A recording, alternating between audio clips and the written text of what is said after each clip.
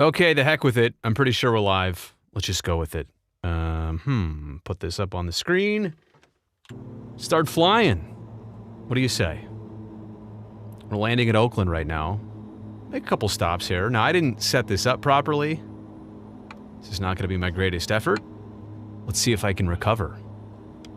Gears down. Flaps are now in full. Slightly high. Slightly fast. Slightly left, of course. We'll fix all that, don't worry. Here's what it looks like on the outside of the plane. We're flying a King Air C90. A little high. Oh, TCAS alert. Somebody else is out there. Ease off on the power. There we go. I don't know how this thing is trimmed out. Let me help myself out here. And we're slightly right of center line. Yeah, we're going to float quite a bit, actually. Hold that nose off there. And we're going to land to the right of the center line, but again, I had a lot going on there. You want to just make it a touch and go? Let's just do it here. Oh, I see the traffic. Bring my flaps up. The traffic is landing in the opposite direction. Do you see that? Kids, don't try this at home. But watch this. We're flying straight towards, see it right here? That other airplane. How come it seems like it's not getting any closer? Or no, did it just take off? I can't tell. I'm going to try and chase it. Now I feel like I'm getting closer. Yeah, it just took off, I think. Let's catch up to this thing. TCAS alert. No kidding. Traffic Collision Avoidance System. That's TCAS. Oh. Oh. Hey. How's it going? Whoa. That looked like an MD-11 right there. Ooh, I feel like we got a taste of the wake. We are wobbling. Yeah, okay. I won't do that again. Let's do another landing here. Local map. Let's do runway 29. Let's come in on a 3-mile final. Let's try that again. Here we go. Let's try and set this one up a little bit better. What do you think? All right, so this is the outside view. I think I was just in the cockpit view, but this is the HUD view, the heads-up display view. And airspeed is on my left. Altitude is on my right. Attitude is in the middle. So I'm, 4 degrees nose down right now. I'm looking at the runway here, which I've got 2 red and 2 white lights. If you can see that out in advance. That basically means that I'm right on glide path. Now I'm slightly low. 3 reds, 1 white. What I want is 2 white and 2 red. And I also really need to slow her back here.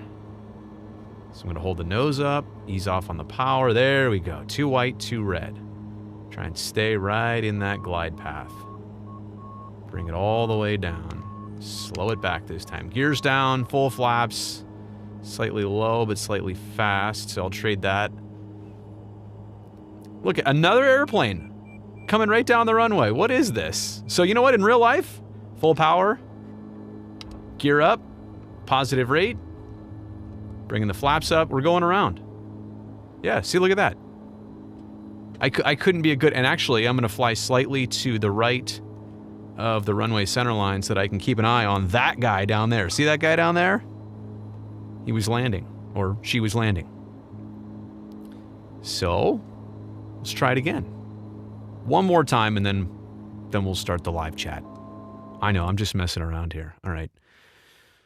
Runway 29, 3-mile final. We could switch airports if you want. I'm here on Oakland right now, so... And I'm kind of too lazy to change it. Break out the keyboard. All right, let's go from the cockpit view to the heads-up view. Gear down.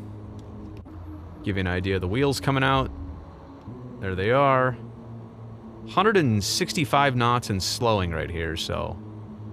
Yeah, it's still pretty fast.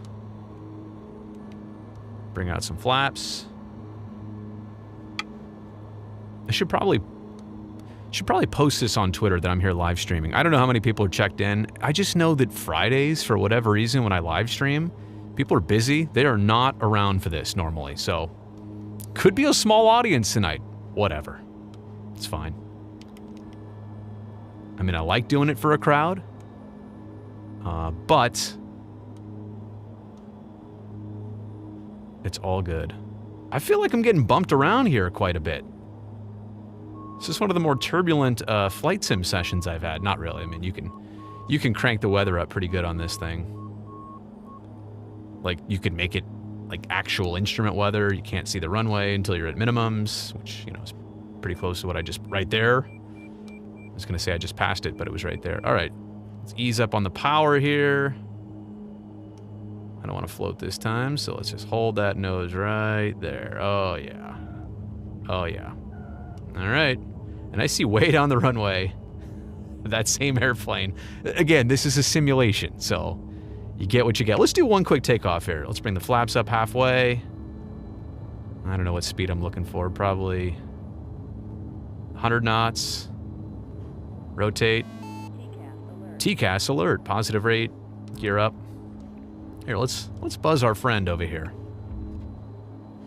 It's getting kind of dark, so you can't bring my flaps all the way up. Might lose a little bit of lift. Watch that. Show this MD-11 who's boss.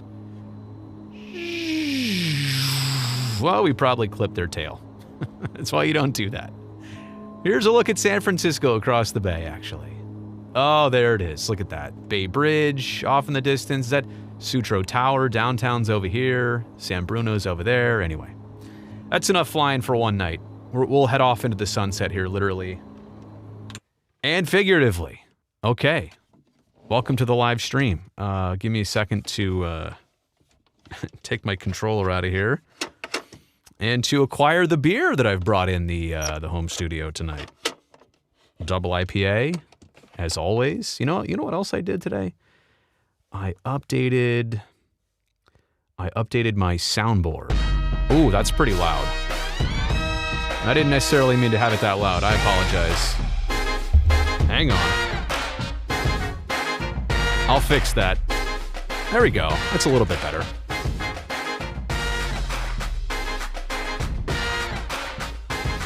At least in my headphones, that was pretty loud. There we go. It's a proper pint. Oh, by the way, is anybody gonna... Well, I guess I haven't looked at the chat yet, but... Probably gonna get some comments about this t-shirt, aren't I? It's a father-son combo. We both have the same shirt. The giraffes. I think there's some zebras on here. All on the tie-dye pattern. And it was a favorite of 2 summers ago, but it has endured. My shirt's in better shape than his is. Let me pull up the chat here. Let's just see what's going on. Let's start it kind of early. Might even take some phone calls. It's that kind of night. All right, here we go. I'm already seeing requests for phone calls. Spectacular. Let me set it up here 1 second. Here, I'll show you what I'm doing here. I pull up this part of the YouTube page, bring up the pop-up chat, boom. Make it about yay wide, and clear the default one. And then boom, now I'm ready to dive in the chat here. All right. Jacob, what's going on? Aaron, how are you? Zach, hey, Brodu. Mark, always good to see you. The A's made a trade today. Yeah. They got Rick Honeycutt. Wait, what? And the music stopped too. No, I'm making a joke. I saw that with Tampa. I was actually mostly concerned with, wait, who'd they give up? You know a bigger question right now for the A's? Who's going to manage the team? And when I say big question, I feel like there's several great internal options. I know they're going to do some exploration outside of that too. It's more of a curiosity thing, I think, for me right now, just to have that solidified, right? Hard to pay attention to anything else really going on team-wise, trade-wise, unless it's major. Like, you don't even know who your manager is for next season. And that's not, I'm saying they just don't know yet. They have not made that decision or announcement, so That's kind of what's on my radar next. Kevin LeBank's 1-game suspension. Yeah, it was an unfortunate play. I'm going to tell you what I truly think happened. LeBanc was playing for the puck, got pushed down, kind of lost his balance or lost an edge, and decided to bring his opposition down with him. And I think it's as simple as that. I don't think he intended to slew foot. By the way, is that one of the most it's a slew foot. Like, you wouldn't hear that term, I don't think, in baseball, but because you can't slew foot anybody. It's a weird hockey term, you know? It's a different one. But he did. He slew-footed. What's the past tense of slew-foot? He slew-footed? No. He did. 1-game suspension. It is what it is. Quite honestly, if it was a Blues player doing it to a Shark, I would have expected the same punishment. Although in reality, let's be honest, opposition players never get punished for stuff like that. Can I play some music at the same time as the live chat here? You guys want to play some beats as I try and go through this? Thank you. Nice flight sim. It's actually, to be very transparent, sorry, I didn't mean to do that. It's an old version of X-Plane. I became more of an X-Plane guy when I've always had a Mac. I've never had a powerful PC. I've never had a gaming PC, so I could never do Microsoft Flight Sim. Oh, Alonzo. Who's drinking? Maybe me and you right now. It's kind of a good beat right here. This, for licensed music or whatever this is, the music I pay for to have licensed on the channel here, this kind of slaps. I could do a music video.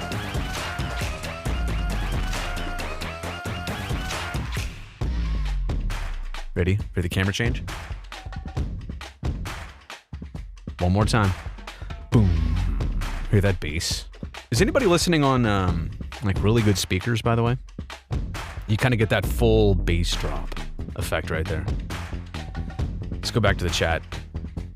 Clearly, I am having a beverage. Aaron C is also doing the same. Ray Honeywell. Oh, I thought it was Rick Honeycutt. I thought we were taking it back to the late 80s. Oh, drinking wee heavy Scotch ale. Feeling pretty good. Drink responsibly, Alonzo. That's my recommendation. Mark, like I just said, I know you were behind. It's X-Plane. Oh, now people are chatting inside the live chat. Sorry, I didn't mean to dive in, Jacob. Oh, Coors and Hennessy. Now we're talking.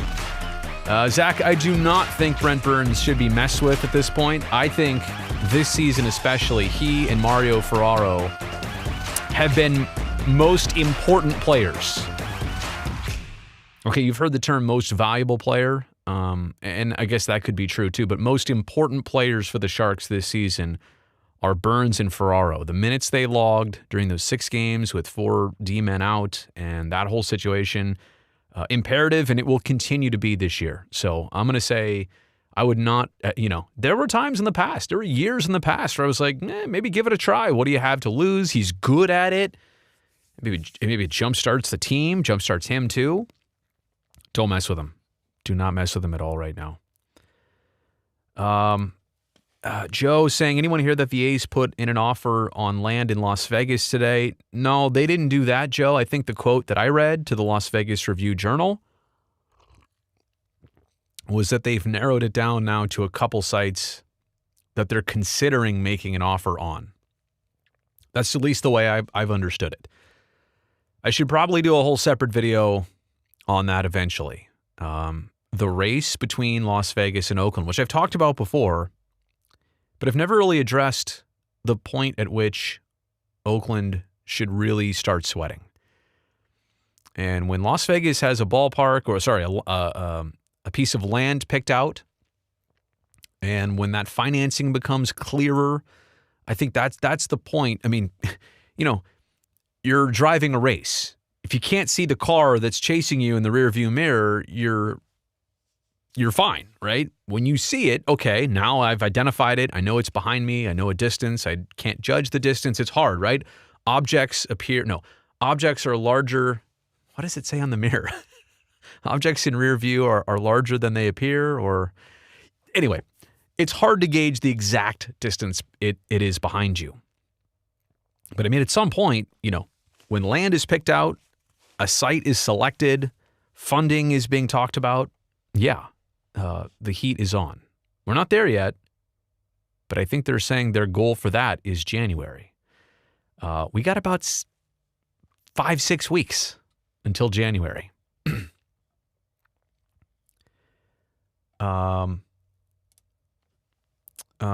David saying, how for real does the game feel to what it's like to do it? Is it a game or practice? If you're talking about flight sim, David, I'm so sorry. If you're talking about flight sim, I've said this before, in certain ways, it does have reality to it. Like it does kind of have certain touches. And, as you're looking at the screen and you're grabbing the control wheel, there are some things that simulate the real thing. But there are some things like actually landing and visual perspectives and perception that cannot be truly simulated. I mean, even with a full motion simulator that airline pilots train on and retrain on, they can only get it so close. So I would say more real than you might expect. You can get a lot done on flight sim, but it will never match. At least at this point of technology in life, it's never really going to match the real thing. I did not crash the plane, Zach. Come on. Never would do that. I would never do that even on a stream just for jokes. Let's see. Let's go through here. Jacob, can I call in the video? You know what? Let's see how the chat goes. We'll bust out the phone line later, and we can get into that. You just joined. Where's the beer? This is Altamont again, another double IPA. It's actually the same one I was drinking last week. Yeah, that was only last week because I think I picked up the beers early last week. So let's see here. Guys, people are talking about football in here. Do I think the Sharks need to make a trade? Do you think the Sharks need to make a trade to make a playoff run? Luke, I think that's a fair question at about game 40. We're not even at game 20 yet. We had 16 Sharks games. And I do think, the biggest challenge for them is going to be the lure of acquiring something because you've had indications, you've had signs that this group has made some strides, they've made some progress. They're going to have more impressive and statement wins down the road. But what they need to do in between those big statement wins is put together a few more routine wins, if that makes sense. They've exceeded expectations on several occasions already, which, it raises eyebrows. But if you're only going to have one of those games per week or every other week, that's not going to get you at the end of the year to the point in the win total that you'll need. So I think if you look at right now versus a game 40, which I don't know, should put you probably in mid-January, early mid-January. That's the point where you're really trying to figure out who are we, what are we capable of. Obviously, for San Jose too, there's also the question of Evander Kane, his presence or not, his salary cap hit or not. Clearly, if that is opened up for the team, if it's unlocked and he's not around, then that provides, to this point, that provides more options of a trade. And not only just a trade, a player that you can all of a sudden now afford. There are times in the past where, it's what do you want to give up to get a player? But there are other times where, you'd love to take on this player, but your cap situation, it's a hard cap in the NHL. It just does not allow for it. That second half would not be part of it. And I have to say, if the Sharks really had to give up younger players to get something that they wanted for here and now, they have that available too. But since I mentioned that, let's kind of go back to square one of the Sharks. We're talking about making a push for the playoffs this year. In my belief, they're not looking for a rental. If they're going to make a trade, and you talk about it here, a trade to make a playoff run, that sounds to me like a rental. What I want to clarify is if the Sharks actually acquire somebody via trade down the stretch, and it's going to have to honestly be, we're talking top tier player, right? If you have the cap space and you really want to make an impact, you want an impact player, you want a higher echelon player, but I also think you want somebody who is under contract still for multiple seasons and a contract that's favorable. Again, at this point, you're still building the team. You're still working on retooling the franchise. Why buy the farm if you're still in the middle of another existing project? Think about remodeling a house, I guess. Why buy the flat screen and throw it in when you're not even like halfway through with the remodel? Makes no sense. Put that in at the end. But I digress. Yes. Dude, I was playing Flight Simulator. Well, X-Plane, but same thing. Have I been to Vegas for a game? Jacob, I have not. If you're talking about the Golden Knights, I guess you could be talking about the Raiders these days too, or maybe you're not even talking to me. You may not be. I have not been. I've been to the arena, but every other time, I've just had not had the opportunity. I was in Las Vegas late 2019, only for about a 36-hour period. I don't even remember how long it was. And there was a game actually the night or one of the nights I was there. I think it was like Golden Knights Rangers or something like that. But it was my wife and I. We were doing a quick trip. Certainly that was not specifically on the agenda for that trip. So, but I commend them on the atmosphere they've created. I know where the rink's at. I know what that must be like, the environment. Credit to them. Done a really good job down there. How come no Twitter mission this season? You know what, Zach? Our workplace is still very much affected by the pandemic, keeping people separate, keeping people safe, spaced. And because of that, we just don't have the extra people to run our web stream. Actually, Sonia is not typically at the studio for our shows. We actually have a fair amount of our production crew working remotely, including our editors, including some of our production assistants and associate producers. Depends on the night and the setup. We're trying to still keep a minimal amount of people at the office. And so obviously last year there was no room. I mean, there was even less people around. But that's kind of the big part of it, Zach, is that right now, as much as what we're trying to do, and hopefully it comes across as normal, still very much constrained. You thought this was a Pokemon shirt. It's just giraffes and zebras and like a nice sunset and tie-dye. Yeah. My son had it first, and I was like, you know what? I'm going to match you on that. I'm going to get one. Thank you, Mad Cat. I appreciate that. Somebody was asking, where is the shirt from? You know what, Olivia? I don't know. I ordered it online. Gosh, if I find it, I'll post it eventually, maybe in the comments down below. I bought it 2 summers ago, but I literally searched. So after he had the shirt, and he was like, Dad, you should get one. So I searched like giraffe, zebra, tie-dye shirt. Maybe try it, see if it works. And they had one left for like a steal of a price, like $13 shipped or something. I was like, done. Like I should have got multiples. So this is a call-in. This a call-in show? It could be T-Money. Do you want it to be a call-in show? All right, let me look at Jacob wants to call in. Oh, beer and love from Livermore. Appreciate that. The number, I believe, you know what? If I'll put it up now here. It's this number, 510-343-3640. Oh, wait, no, that's my cell phone. No, it's not. You know what? This is just a voicemail phone line. Actually, I shouldn't say that. It's a virtual line. So I can take calls on it. You can always leave a voicemail on it. I probably won't play those like straight up here on the show, but that is another future idea. You know, I could have people after a hockey game, for example, instantly call in right afterwards, leave a voicemail. I'll play it like on a live stream later on, but I've never really dove too far into that. Man, Team Money wants to call in. All right, we'll get to that. We'll get to that. Joe, I did see that. Like I was saying before, I think it was just talk that that's what's next in Las Vegas. Cheers to you, Modular Mammoth. Ron Washington. I mean, look, there's talk about that. That would be an external candidate. Clearly coming off a World Series win with the Braves. He's worked before with Billy Beane and David Forst. I don't know, a couple of the A's players. I guess there was some crossover, maybe. Trying to think when he left and when this group kind of really arrived. The years are escaping me.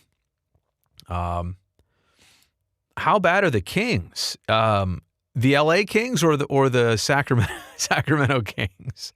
You know what? I'll tell you this. I'm from the Bay Area. I grew up on Run TMC and, sat through some really bad years, some Bob Sura, Eric Dampier, Mike Dunleavy years, when they were rough. They were Mookie Blaylock years when they were really, really rough. But I have to say, I've never had an animosity towards the Sacramento Kings. And I would love, I can't believe, and it's almost probably been 40 years now, that they've coexisted, like that the Kings have been here and the Warriors have been around in the Bay Area for, 40 years almost, and they've never met in the playoffs. Could you imagine a playoff series between those two teams? The heat, the rivalry, the back and forth. What if you live in Vallejo, are you caught in the middle of that? Fairfield, it's kind of like the neutral zone. I've never disliked the Kings. I've always thought that the environment they had at Old Arco Arena was awesome. I was a bit heartbroken when I thought they were going to move. In fact, my wife and I, we were maybe engaged at that point, back in 2014 or maybe early 15. We had an open night one night, and I could easily get tickets. And I think that was maybe the year where they thought it was going to be the last season for the Kings in Sacramento. So we were like, let's just go. We drove all the way up there. Maybe thought we were seeing it for the very last time. Turns out, I'm glad they built the Golden One Center. I guess there is no real Bay Area Sacramento rivalry or tension because there's just never, these two franchises literally have never been good or great at the same time. When the Kings had their runs of the early 2000s, the Warriors were in the dumps. 2010s, mid-2010s, vice versa. Wouldn't it be fun? Both have brand new buildings, It just, the Kings have just not been able to turn a corner. My goodness. But Gabe, maybe you were talking about the LA Kings. Should the Sharks really try to make the playoffs? I feel like they just get bounced in round one. I'd rather they rebuild and avoid perpetual mediocrity. See the Minnesota Wild. There is something to that, Cam. Like how much do you retool, reload? I don't think their intention is to ever have a bad season to make that happen. But to your point, I think what you're saying is, we were talking earlier about a potential trade, adding something to your group midstream. When do you execute that? You know what I'm saying? Like, when do you make the move on that? When do you try and hit those afterburners? Because you don't get to do that very often. Do you do it this year? And maybe to the point, by game 40, we'll know. If this team cannot shore up some inconsistencies, then why rush? To your point, why do this? I'm not also here to say that, it's a for sure round one exit. I don't know that. I think we have seen crazy stuff in the Stanley Cup playoffs. We've seen years where the Sharks, should have gone to the final and were done in round one like they were expected to. We've also seen a year like 2016 where they, got in. Well, let's see what happens. And next thing you know, they're in round 4 against the Pittsburgh Penguins. So I don't think you waste any year. Like you don't do that. But I know what you're saying. Do you want to go all in on this particular year? And I really do feel like the halfway point for me is kind of the gauge. At 20 games, still too early. 40 games, probably still too early. But around those 40s when you're going to have to make a decision. When you say try to make the playoffs, I assume you're saying add to the group. Give them all the possible tools they could need. How do the gents call Sharks games using a screen? How can they keep track of who's who? You know what, Tommy, that's a great question. I wish I had Randy Hahn and Brett Hedican right here to answer. But they're taking the night off, a very deserved night off. So the road games they call off a television monitor. And it looks similar to me doing this right now. Now, the screen is a lot bigger. There's not all this equipment in front of them, but you can imagine, to your point, Tommy, like how difficult that is. I mean, how many times have you watched a game where you had to lean in? You're like, wait, was that, a common one is like LeBanc and Marlowe, because you see the two, from last year. Was it 12 or 62? Or I heard recently Randy did this where it was Mario Ferraro jumping in a play, and he was hunched over and you kind of couldn't tell, but you just saw a 3 on his back, and I saw it too, and I knew it was Ferraro because I saw where he came from, but I think Randy initially said Logan. Oh wait, no, Mario. But I get it because was it 38 or 39? That is so difficult to do what they're doing, what they've been doing, and make it play on television like they're there. I got to give those guys full credit. It is so hard to maintain the level that they've always been at when one of the biggest tools they have, like their own vision, their own presence, their own eyesight, is not available. There's a lot of talk that in the new year they're going to be back out doing road games again. I don't know, way above my pay grade. But to your point, Tommy, I think you're asking the question, how can they keep track of who's who? Very difficult. I will say this, in baseball, our announcing crews had something else to their advantage. It was called an all-9 camera. And what it was is just the view from behind home plate looking down on the field. And so that way, it's kind of the view that the press box would have. You can kind of tell off the bat, like, is that ball leaving the yard? Is the left fielder like turning their head and chasing? Like, you kind of get a better read. The problem, and the camera doesn't move. Problem with hockey is, like, behind the play, right, you can't tell whoever was injured, if they're down, if they've gotten up, if they've gone to the bench for a change. Or you can't tell, like, when then the camera is over here on the left side of the ice, did that player skate off and go to the bench? Did they go to the dressing room? What happened behind the play? A hit, a pass? I mean, you're at the mercy of what the camera sees. So it is kind of like a blinders situation. That's how they do it. I hope everybody, now that I've shared this, and Randy and Brett are completely humble. I mean, they're not hiding the fact that this is how they're doing it, but they're not going to sit here and make excuses or complaints. That's how professional they are. I'm here to tell all of you, when you're able to compliment them on that, what they've been doing, please do, because I know it means a lot to them. They're not asking for it, but I'm telling you, they deserve the recognition. My goodness, I am so far behind because you said 90s hip-hop instrumental probably like 20 minutes ago when I dropped the drumline beat right here. You want some Taylor Swift? That's really quiet, I know. I don't want to play it too long. It's because it's Shake It Off. It's like a MIDI file. It's like an 8-bit version of it, but I don't even want to take my... I don't even want to take my chances. All right, how about this? Oops. Turn that volume up a little bit. I'm going to hustle through some live chats here. At the end of this song, maybe we'll take phone calls. That's how it's going to be. All right. Isaac, hello. Don't have a beer, but when we start calling in, you got a topic. All right, T-Money, hang with me. I do appreciate that. Nathaniel loves the giraffes. Who should the A's sign? A manager. Just for my curiosity's sake, like so we can officially figure out what's next. Or sign Matteo, sign Matt Chapman, sign Chris Bassett, sign Frankie Montas, sign John Mania. That's who I want. I want the guys we already have. Who are the funniest Sharks players to F with? LOL. I haven't been around them a lot in a while. But I'll tell you who I'd want to chop it up with. Mario Ferraro. Mario Ferraro. That's the dude right there, you know? Leadership, playing well, always has a smile on his face. Hockey's best YouTuber, by the way. Ooh, how does the new infrastructure grant that California received from the government help the city of Oakland with retaining the A's? I heard various amounts of money. One amount I heard was really low, $14 million. I mean, they need 250 plus, I think. 300? More than 300? But I know that that's what's being worked on right now. So it does help, and I think more is on the way. So I don't want to dismiss it. Sharks tomorrow against the Caps. Ovi.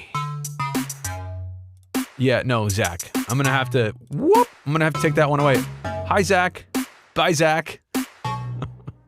A's need an indoor stadium. A's need nothing in Las Vegas. They need a exhibition game, and that's it. Oh yeah, objects are closer than they appear. I was trying to say that a long time ago. What's my favorite beer? Larry, IPAs? Double IPAs? Oh, Alden.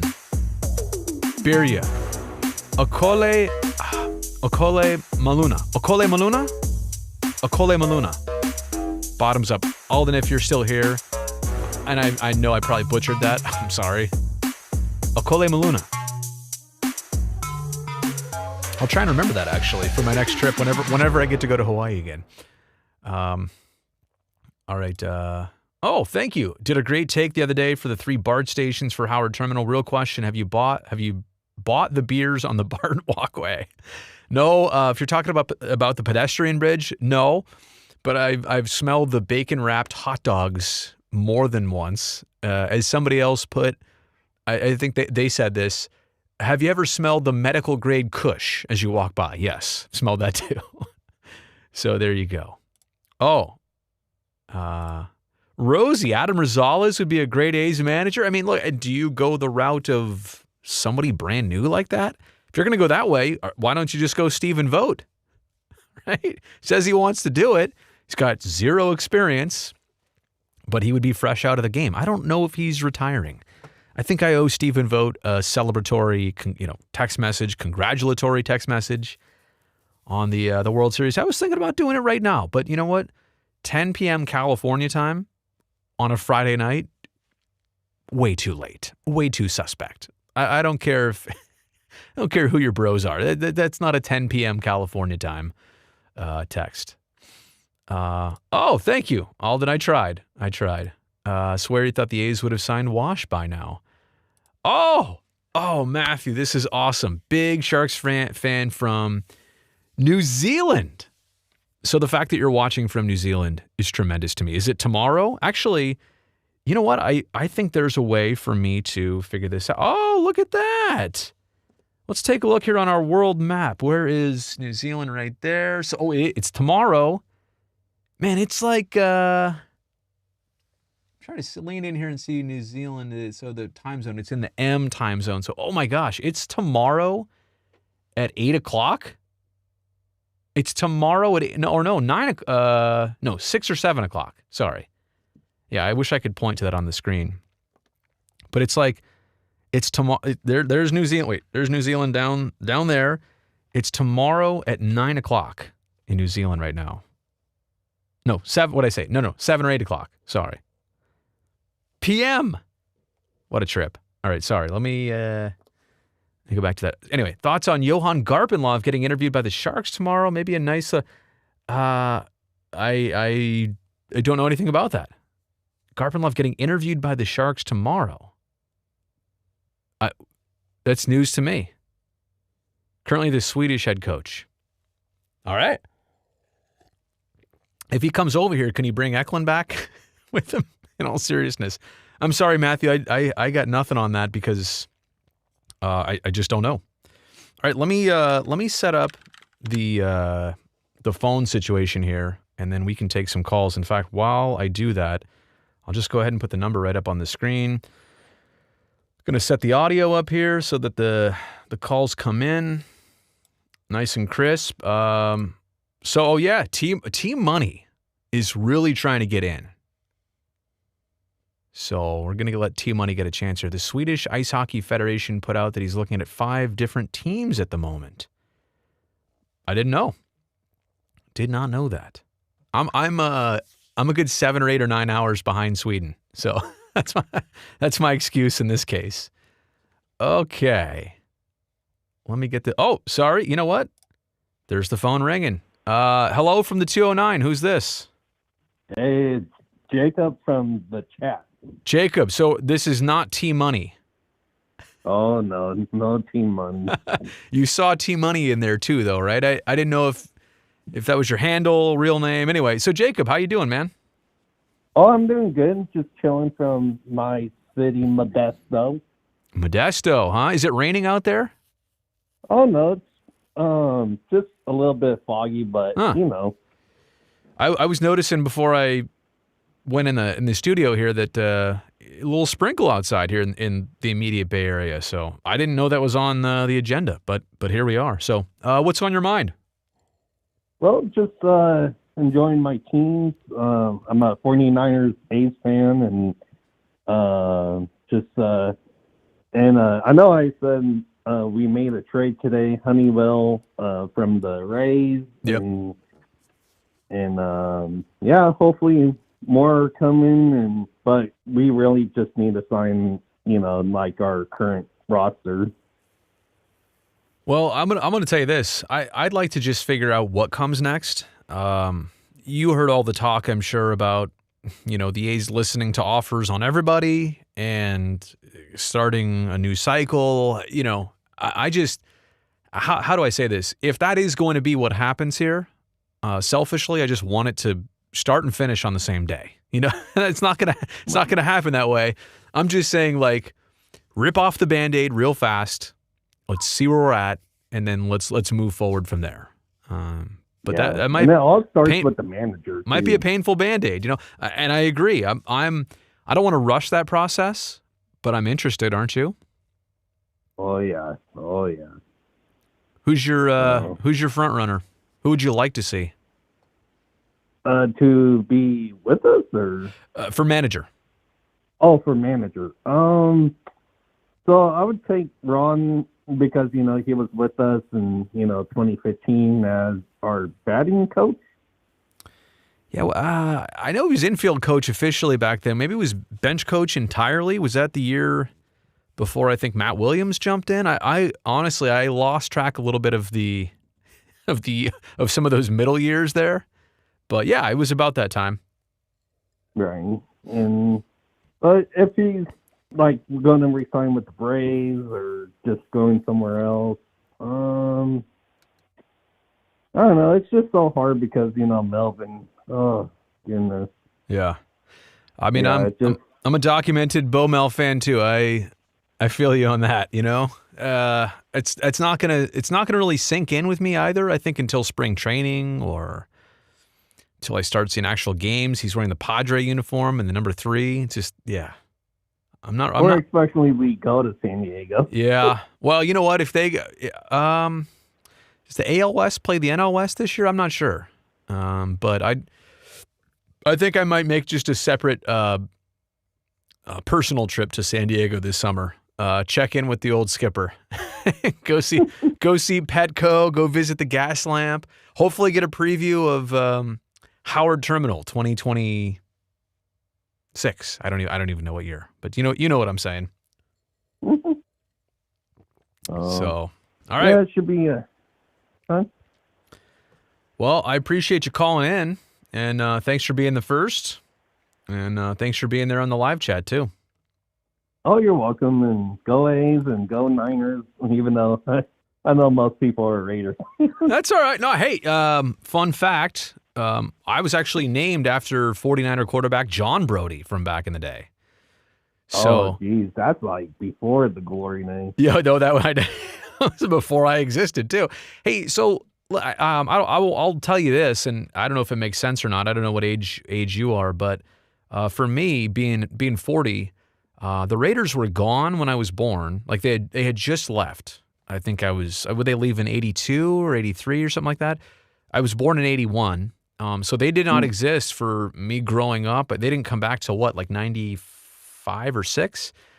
So I honestly, in the late 80s, I had already seen Joe Montana and Jerry Rice do their thing. Like, I was kind of pointed to like the 49ers are the Bay Area's team. And then the Raiders came back and I was confused. Like, wait, there was this whole culture, this Raider culture that existed in the Bay Area that I was enlightened because I never knew that I'd never seen it before, you know? And so then to see them leave again, it's just like, ay. But hey, I'm honestly not thrilled with the San Francisco 49ers for being in Santa Clara. I mean, I love Santa Clara, I love the South Bay, but I don't know, I feel like it's a facade. They moved and they kept the moniker and the marketing, and I don't know, you know, so. Yeah, I mean, as a fan for, you know, over like almost 25 years and stuff like that, I think we should have built around, you know, Candlestick and basically, you know, maybe not like, you know, the exact place, but just, you know, the heart of San Francisco, you know, what do you call it? Just even like, you know, I don't want to put us to like Alameda or. I think they would have had to stay west. You know, they would have had to stay on the peninsula. But to your point, you know, I mean, if they ended up somewhere, you know, like San Carlos or I know what you're saying. It's just to go 60 miles south is quite the hike. Hey, before I let you go, give me your like hot take on the 49ers this year. Who are these guys? Oh, okay, for sure. So I think just, you know, coming from 2019 that, you know, we basically, you know, had that game against Kansas City and just, you know, we should have won it. We, you know, had it in the bag, you know, Jimmy, you know, did some stuff. And then 2020, we thought for sure, you know, this is going to be revenge tour. Right. And, yeah, and we were thinking, okay, you know, let's get Jimmy some more weapons. Let's, you know. Right, build around this. Yep. Yeah, build around, you know, not like, you know, take away, you know, the core, you know, like, you know, I was kind of mad when they took out, you know, Kendrick Bourne, our wide receiver, because that guy really, you know, caught everything, and, you know, but, you know, things happen, and but this year, if I had to speak, you know, in general, I just really want my team to at least, you know, have a good record. If they can get to the wild card, you know, I'm not one of those fans that say, "Oh, Super Bowl every year" or World Series with the A's, because, you know, for me, you know, the A's haven't been to a World Series, you know, in my life, and you know, with the Niners, you know, they've been to, you know, 2 Super Bowls, and, you know, if we can just at least get to wild card, you know, like, you know, and to be honest, like, I had, you know, a vision of, okay, let us go, you know, hopefully get some big wins, you know, upcoming with Jacksonville, and finish strong. And I have a feeling we're going to lose our last game, but we're going to win out the rest of the year. All right. So it's funny, you're very sensible, but you're also optimistic too. No, I like that. Hey, I'm gonna keep it cool sometimes. Yeah, no, I hear it. You got a good approach. I like it. I'm gonna take some other calls, but I appreciate you being the first, and have a great evening. Thanks for being here. Oh, you're welcome, and go Modesto. All right, Modesto. I love it. I appreciate it. Have a good one. Oh, you too. All right. Call number 1 is in the books, and let's see how long it takes. Xanified says, where is it here? Bro's slamming that beer. I just finished it off, right? I mean, actually, I didn't finish it off. Now I finished it off. Okay. All right. Let's see what we can do here on the old phone call. Hello from the 925. Who's this? Hey, Mr. Brazil, it's Dr. GTI again. We Hey, what's up, brother? Mr. Brazil, are you trying to call my dad, or what's going on here? No, I'm calling you Mr. Brazil. Stop I'm a it. little young I am, but it's totally cool. I feel old enough, but I'm not ready for that smoke yet. You know, like that's too much. Too much. Come on. What's going on with you? Hey, I wanted to cover a couple things. I wrote some things down. Nice. Run MC. Remember them when they had that spray painted back on the Castro Valley High School? Okay. I have a picture of myself actually in front of that wall. No snot. Yeah, actually here. Do you have a couple points while you make your next one? Let me see if I can find it here on my phone. I'll have to show it on the screen, but Okay. But yeah, go ahead. Next one I got is the darn blue dot during the early hockey days, making sure that like the TV shows showed like where the puck was. Yeah, the Fox Tracker or whatever it was called. That was when Fox got their first NHL rights agreement, right? And then they insulted all of the previous, hockey audience who's been watching it for years. It's like, why would we need to? It's amazing that they did that. That Americans are like, ooh, that's cool. I mean, the technology was ahead of its time, but the idea was a little bit insulting. So. The next thing you mentioned was possibly an all 11 NFL camera view, but it was like the old whatchamacallit, the baseball view. Yeah, so it's when I say all 9, it's all 9 position players on the field. It's a camera that would allow the announcers that it's not shown on the broadcast, but it's like an additional screen so that when they call the game, they get all the normal feed like you're watching, but they also have a separate view of the entire field so that they can better call the play when they're not there. Right, which is totally crazy nowadays. Yeah. We even have that kind of stuff. Yeah, absolutely. And then going now down to San Diego, or where our former manager, as being the A's fan, is. Gaslamp District, awesome. Make sure to go to Fogo de Chao. Fogo de Chao. I know that's a chain, right? A chain restaurant? Yes. Okay. Awesome place. You got to make sure you put the card up. Green, yes, red, no. There's a little thing that they give you. For seconds is what you're saying, or like refills on the drinks, or what? No. Meat. Oh, got it. I've been to the Gaslamp a few times. I don't know that I had any food while I was there, if you catch my drift. I did. Oh, yeah. I stayed hydrated, though, that's for sure. Hey, I found, right. So I don't know if you're watching like on the live stream or not, but I found those pictures. So I'll put it up here so that, so there's like a group picture. There's you're probably on a delay if I'm talking to you here on the phone, and you'll see it in a little bit, but that's us. You see it? Us. Yeah, you see it? Yeah, that's awesome.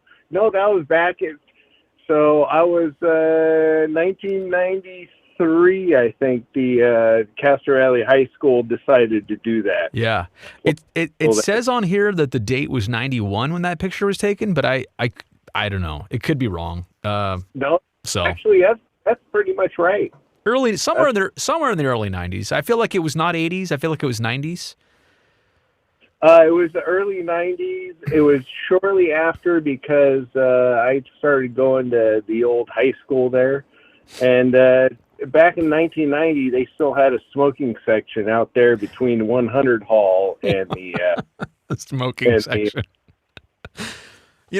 It's crazy that they had that and then they ultimately painted right over it. That was so sad. But yeah, it was horrible. It was kind of an urban legend actually in later years because you would tell people like, "Hey, that used to be right there on that wall." They'd be like, "No, that was not there." Like, oh my god. The first year I went to Castro Valley High School, they still allowed smoking. It was weird. Really? Yeah. So like, so like, well, you weren't kidding. Like there was a smoking area on campus because some kids were 18, right? hall and the administrative building and the soup area. Wow. That's crazy. It's also crazy to think that at some point years ago, people didn't wear seatbelts. You know? Like That too. That's crazy. Like a generation before you and I, it was like, wear a seatbelt? Maybe not. Maybe. The headrests, man. Headrests. Man, I feel like there have been times where I'm on the freeway, nobody's around me, and I'm like, I'm going to take off my jacket, right? So I'm on cruise control, whatever, and but I have to take my seatbelt off for like literally 8 seconds. And those 8 seconds feel like I'm doing the riskiest thing ever, even though there's nobody Wow. within a mile of my car. I feel like I'm just like, this is not good. So, Yeah, exactly. I feel the same way, sir. well, I appreciate you calling in, and again, and cheers to you, and thanks for being here. It's likewise, if I could hold my beer up to you on camera, I'd hold it up to you there, Brody. What do you got? Hey. What are you working on right now? By the way, Coors Light. hey, don't say it like that. I've got a whole 12 or 20 pack of Coors Light. It's not in the fridge, but it's like it's waiting to go in the fridge. So. Well, I like the Altamont beer stuff. I love their what do they have that the Oakland. They have an A's. They have an A's one. Gosh darn it. Yes. Green Collar Yes. Ale. I think. Yeah. Yes, they have that one as well. Yep. No, I've sampled most of theirs, so I like them. Try Field Workout too. I'm sure you have over time, but Field Work is great too. East Bay thing, Berkeley thing actually. So. Thank you, sir. Yeah, hey, man. Go. Don't worry about talking to me. Hey, my pleasure. I appreciate you calling in again. I just want to make sure everybody else gets a crack at it too. So, but I appreciate it. I've always wanted to say this Yes. for shizzle. Well, you just did. Have a good night. Hey, Brody. All right, have a good one. See ya. Oh, hey, you've probably said that before. It's not his first time. It rolled off the tongue. I feel like he knew what he was doing there. All right. What did that take? All of 2 seconds. Good evening from the 775. Who's this? Hey, Brody, Phil Ryan. I'm up here in Sparks, Nevada. Big Sharks fan. My goodness, can you your voice, even on a phone line, is impressive. That is just. Have you ever done radio before? I've heard that quite often. I drive trucks for a living. I am jealous. Like I've got the whole audio set up here. I have all this equipment to try and make my voice sound like yours. and yours Make me an off. Yours just sounds like that. So anyway, I'm sorry. I missed your name. Say it again. Phil Ryan. So I'm up here in Sparks, Nevada. Do you say Soul Ryan? Phil. Phil Ryan? Yeah, Phil. Oh, Phil Ryan. I'm sorry. Yeah. Sorry. That's all right, man. So, Sparks, it's probably freezing cold up there tonight. Maybe you'll get a little dusting by the morning. What's going on in Sparks? What's on your mind? Nothing much, man. I thought I'd call you. I used to live in the Bay Area. I was there when the Sharks were, formed and everything. So I had to get my 2 cents in. Do you feel from a distance, right? Like you live like if you wanted to drive to a game, if you wanted to come back to the Bay Area, you could do it, but it's kind of a haul, right? Like going down the mountain and all that stuff. Do you feel you feel connected to like the Bay Area still? Oh, absolutely, absolutely. I've gone to 2 Sharks games. I lived in Hayward and then Antioch. Oh, okay, all right. So I've Cool. been to a couple of games, and no, I've just noticed this year. It seemed the last couple of years that the Sharks seem to the players their gap control this year is better. I agree. To get out of the defensive zone. Great point. But I've noticed a lot of times they seem rushed and almost like they don't want the puck and they just throw it away, and that comes back to bite us. That's how I am. By the way, when I get out there in a fantasy game, that's how I am too. Like, I don't want this thing. Get it away from me. So you bring up 2 outstanding points. I think defense overall has improved. And goaltending is part of that, very well connected. And I think you're right. Gap control and what they're, the space that they're allowing, not too much, not too little, has been so much better. Not seeing a lot of odd man chances against the Sharks this year, like not an amazing amount. And not a lot of second and third and fourth chances like they gave up in the last 2 years too. And I also agree with you too.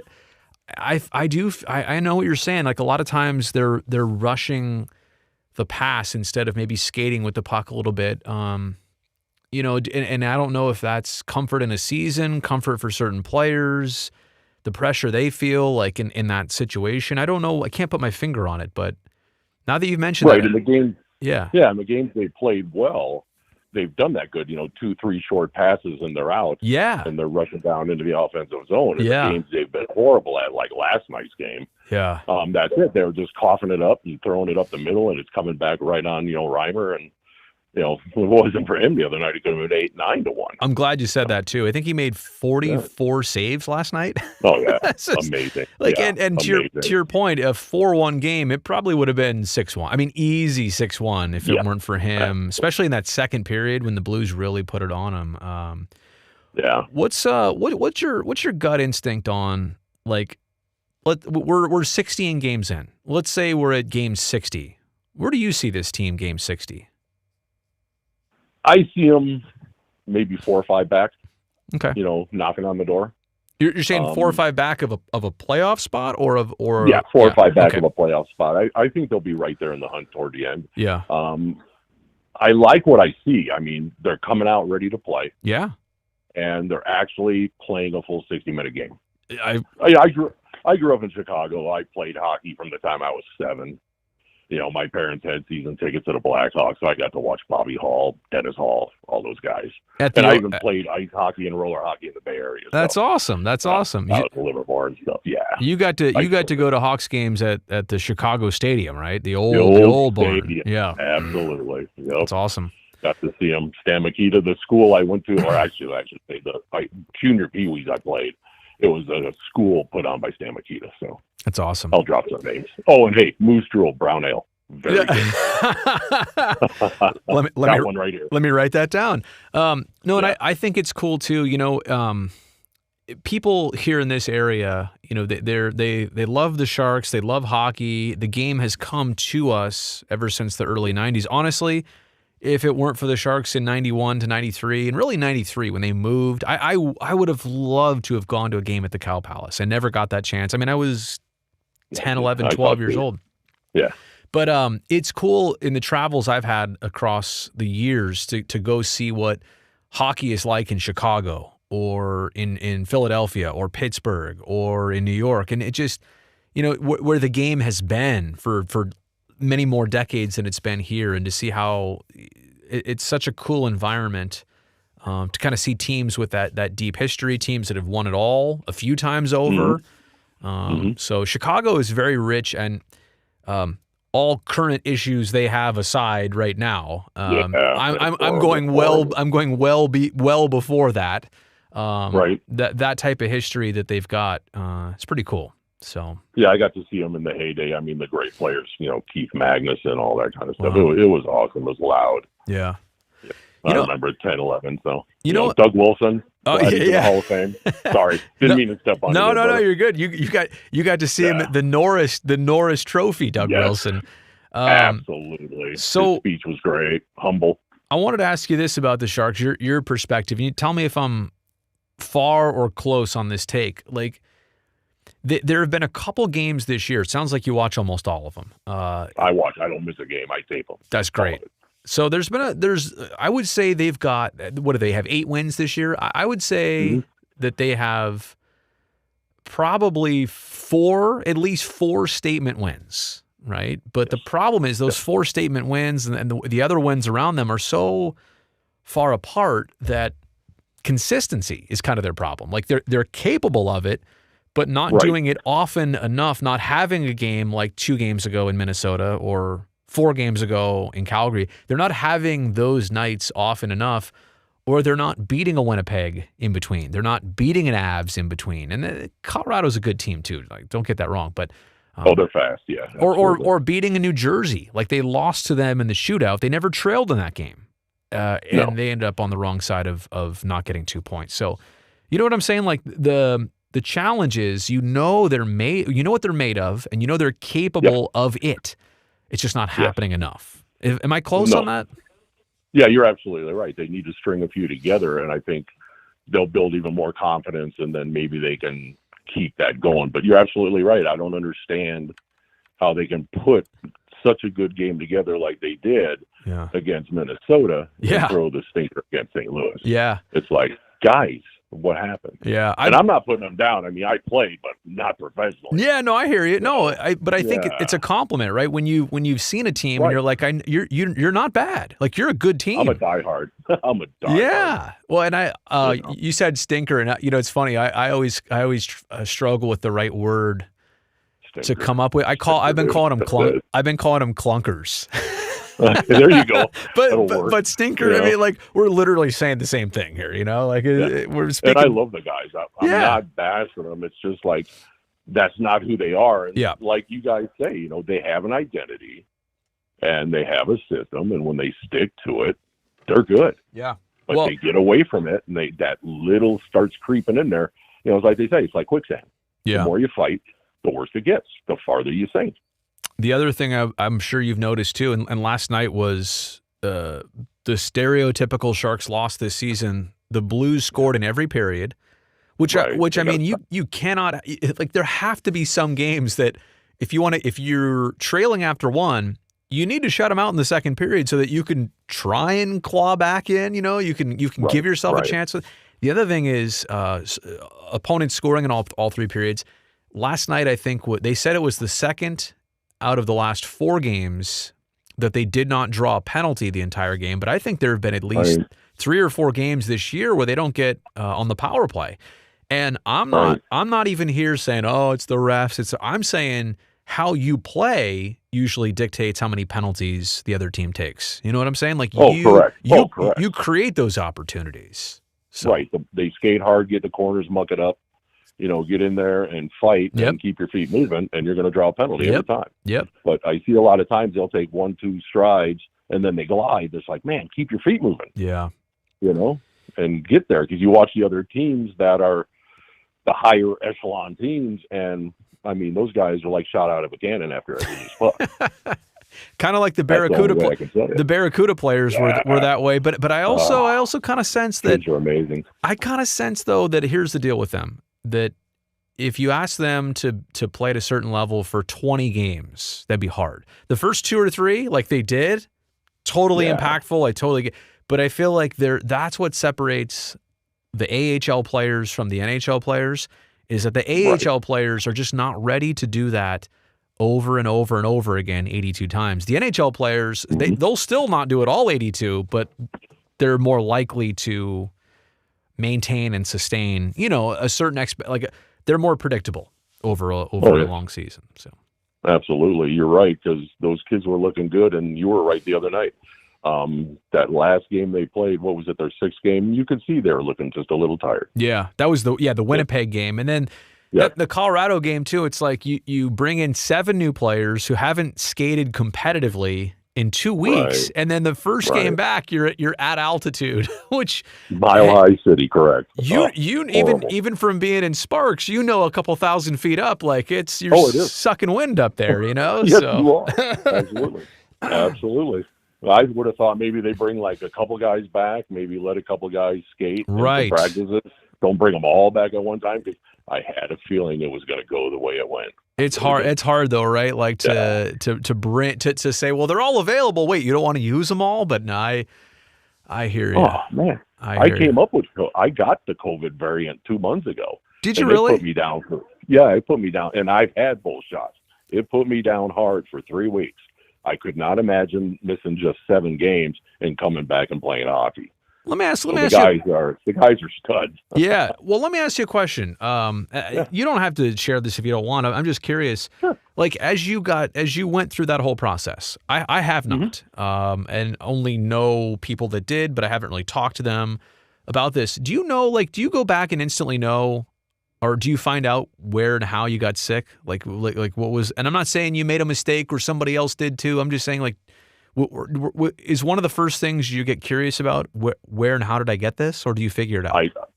I absolutely did. I tried to figure out because I work nights, and I deliver fuel to Costco, 7-Eleven, and a couple of truck stops up here. So I don't deal with people. I'm out there dumping fuel in the ground. I'm not shaking hands, doing anything. So right. All I could think of is maybe I got it off a door handle.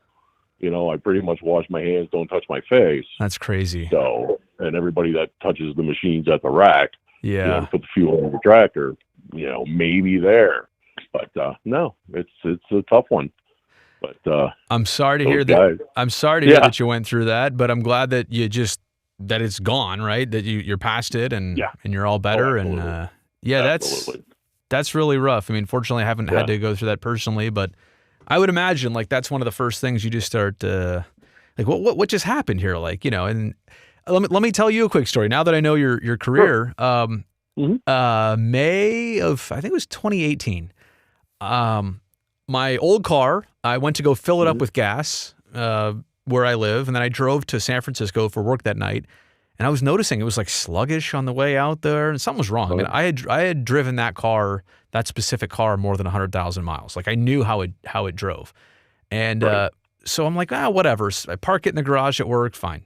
Do a Sharks game, do an A's game that night. When I'm done, I start up the car, and it's the power steering's got issues. All of a sudden, I look out the back, a big puff of smoke pops out the back, and the car shuts down. Turns out, I found this out weeks later after it got towed all the way from San Francisco back out to the East Bay that the Chevron water or diesel. Diesel. So the Chevron the Chevron that I filled up with the local, it was a Lexus. The local Lexus dealer found out that they alone had like 20 cars between them and Walnut Creek Lexus, and that these cars that had filled up with gas that day and specifically the 87 octane that they put diesel in that tank. And so everybody some poor truck driver during the night made the mistake and put the wrong hose in the wrong hole. 100%. And I got to say, Chevron and that station and Chevron entirely, I got nothing but good. I mean, they admitted it. They said, all you have to do is fill out this paperwork. We will take care of you. They were pretty quick. Yeah. They just said, send us the receipt. We will take care of you. And they did. So, it was a pain in the butt, and it was unlucky timing. Oh, absolutely. But I thought about you in that job. Like that's crazy what one mistake cost their company. Well, think about that now. Yeah. Because now not only did they have to fix all the vehicles that came in. Yep.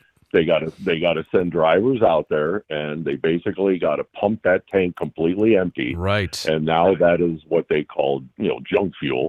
Right. And they call it transmix, and it goes in a whole separate tank, and then they got to go in there and refill it up. So yeah, it's could be a $20,000 mistake on the driver. Oh, easy, because you know what? I mean, if they said that they had, I want to say they had about they said they had 60 cars that had contacted them. So, and my bill from Lexus was, and I don't think I got overcharged, but it was several $1,000s to flush everything out. They didn't have to do a new transmission, but if everyone was $4,000 times 60, like and then the fuel and the tank itself, the driver, the truck, the paint, all that. Kind of stuff. My goodness. Oh.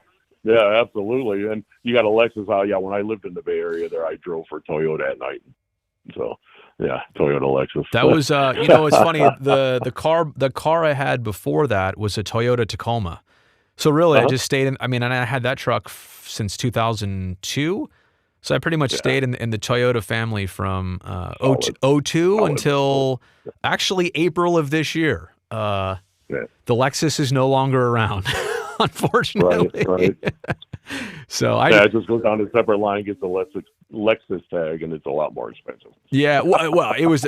I had that car for a long time, and it was a great car, and I put some heavy miles on it. I think when I got it, it had 20,000, and within a couple years, it was coming up on 100, and I think it ended up having 150 or so when I was done with it. So Yeah, I knew a lot of guys had Toyota vehicles, easy 150. Yeah. Oh, 200,000. Yep. They last. Yep. They last. Good stuff. Hey, it was great talking to you. I'm going to see who else is out there, but Hey, no problem. I don't want to hog all the time. No, bro. you're You guys good. keep it up, man. You guys do a great job.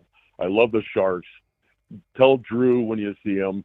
He talked me down about the Eklund thing. I was irate, but I think irate. truthfully he was probably surprised and emotional too. Like he was around when all that went down, and we were like, okay, all right, we're just attached to the kid, but he'll be back. I think we'll be patient. He's going to be good. He's going to be good for a long time. That's a great point. It's a great point. Your Garden Hockey on YouTube. You can see William Eklund video.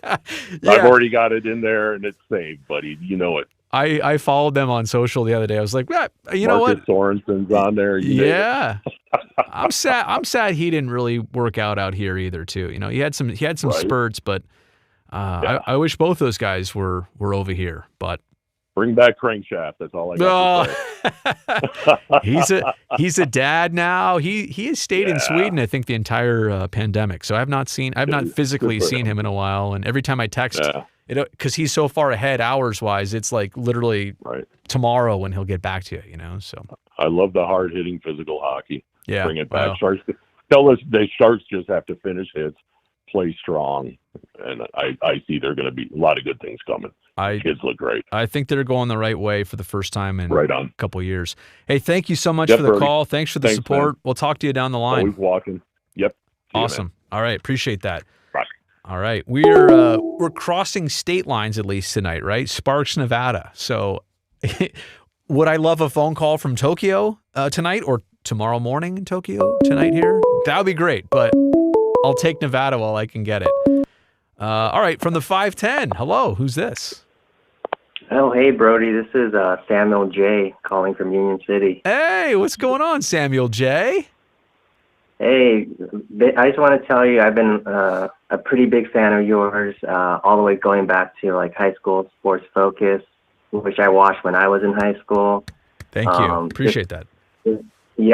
I appreciate everything you've done for the Bay Area and just kind of like living out the dream of just being, just a broadcaster and just fulfilling your dream in sports. That's something I actually really wanted to do when I was in high school before I ultimately transition to another career, but I'm glad to see a Bay Area product kind of just stay local and now kind of covering the A's and the Sharks and just being like extremely successful, man. I'm really proud of you, man. Wow. I'm at a loss for words, honestly, because the way you said it, it's special to me. And honestly, I got to be honest. I'll tell you like this. I lose sight of that sometimes. I lose track of that sometimes. Not intentionally, but only in a sense of, there are some job aspects to this, right? There are some difficult parts that I don't share with people, and it's not always easy, but it is rewarding. And to your point, sometimes when I see it from that perspective, well, actually all the time when I see it from that perspective, it re-energizes me every single time. And I will say this, in our business, a lot of people, the teams they cover, the topics that they discuss, it's stuff that they do for work. But for me, I've always felt fortunate that I don't have to fake it. I don't have to fake the emotion. I don't have to fake the attachment. I don't have to fake the investment. So I feel like that's always been something in the tool bag for me. But I really appreciate you saying that, buddy. That's really kind.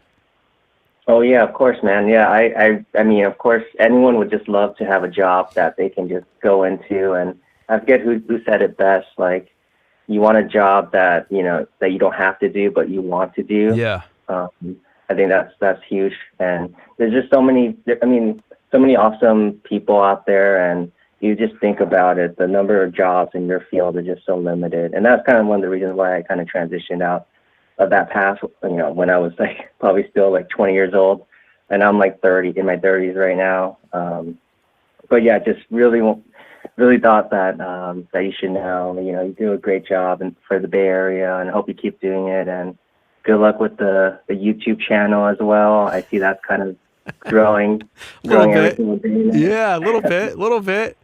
You know, I've always, on that note, I always felt like it was important to try and see what's next, you know? And it was the same way, I'll never forget, in 2009 when I started working at Comcast Sportsnet, and we had a consultant come in, and the consultant said, "Are you on Twitter?" And I was like, I know about it, but no, I'm not on there. I'm not wasting my time with that. He goes, "Get on there yesterday." I was like, okay. So I literally made my account on the spot in the conference room of our old studios. And, you know, it's just, yeah, it's one of those things where with YouTube especially, I've just tried to, I see how many people are on here watching this stuff, and I'm still trying to figure out what works. It's amazing. Sometimes I in my mind, there's an idea for a video or something I should post, and I'm like, I think people will really like this. And it doesn't hit, like it doesn't get the numbers. And then other times I'm like, we'll see if, you know, I think this is good. And then all of a sudden blows up. So still trying yeah, for sure. Yeah, I'll tell you something. Yeah. I actually got into YouTube last year myself, and obviously don't have the following that you have, but I was able to grow it to at least 1,000 subscribers within the first year. That's great. So that was like, a huge accomplishment.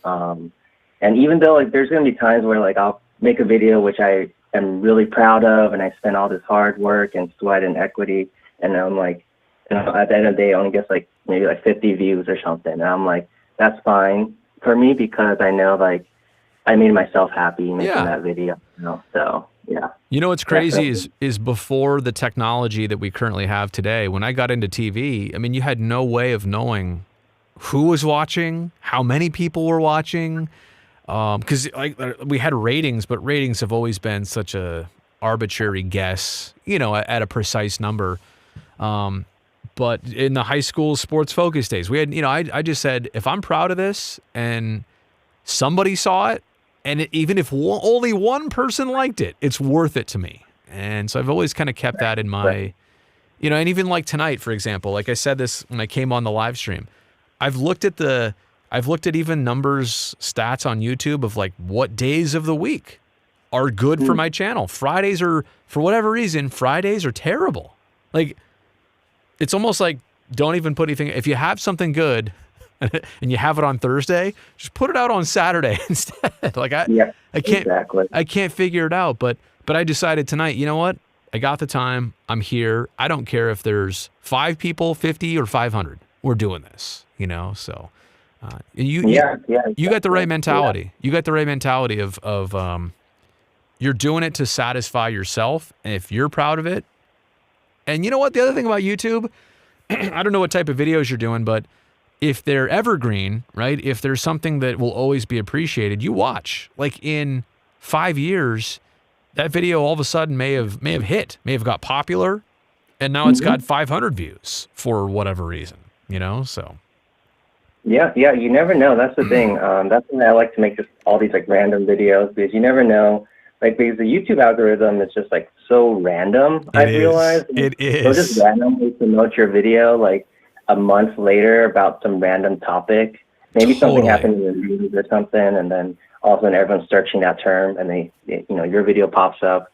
So you never know. So just go ahead and just keep making anything that you really want to make. Obviously, I don't tell you that since you have like 10,000 subscribers already, so you're obviously doing it.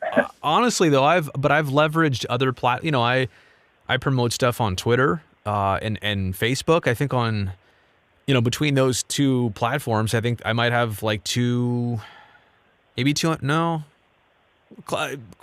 100 and 200,000 followers on those other two, right? So I'm trying to make sure that people on there know about this YouTube channel. So I mean, I've got a benefit there, and Instagram too. But you're right about the algorithm. It is a trip sometimes.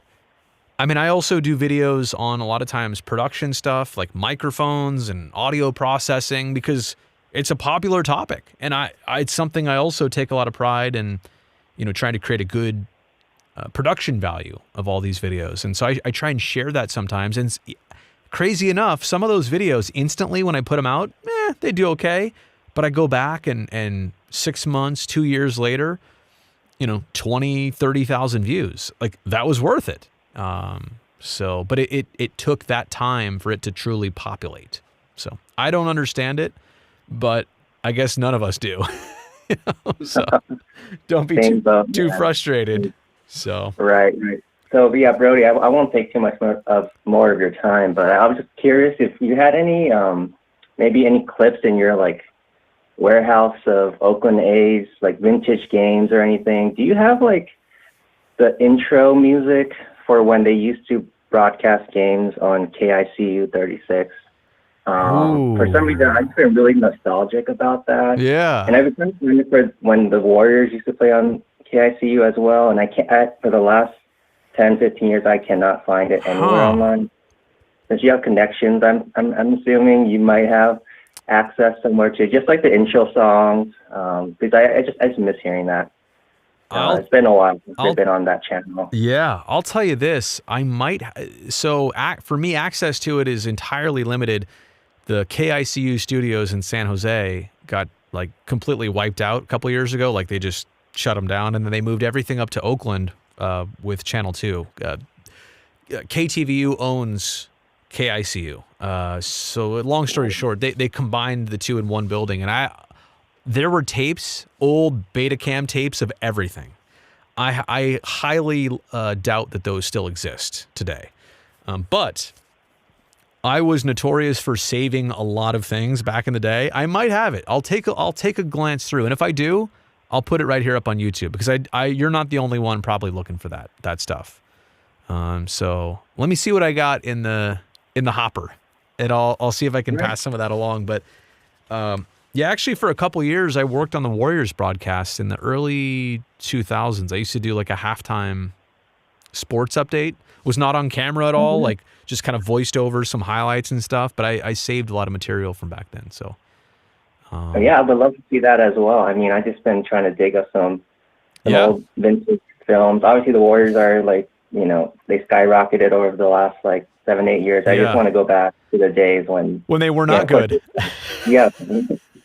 Yeah. So they were terrible when they were on KICU. That's for sure.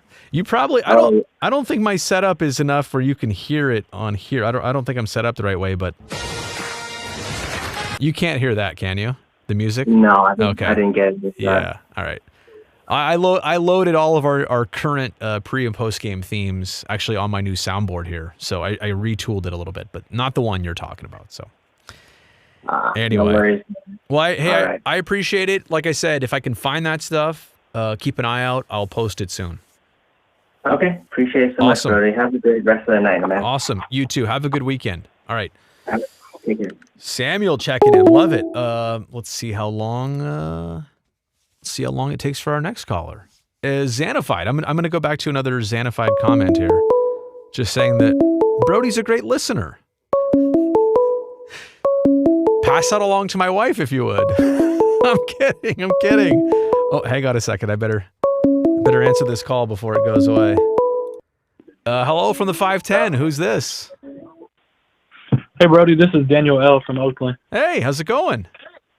Good. How about yourself? Hanging in there.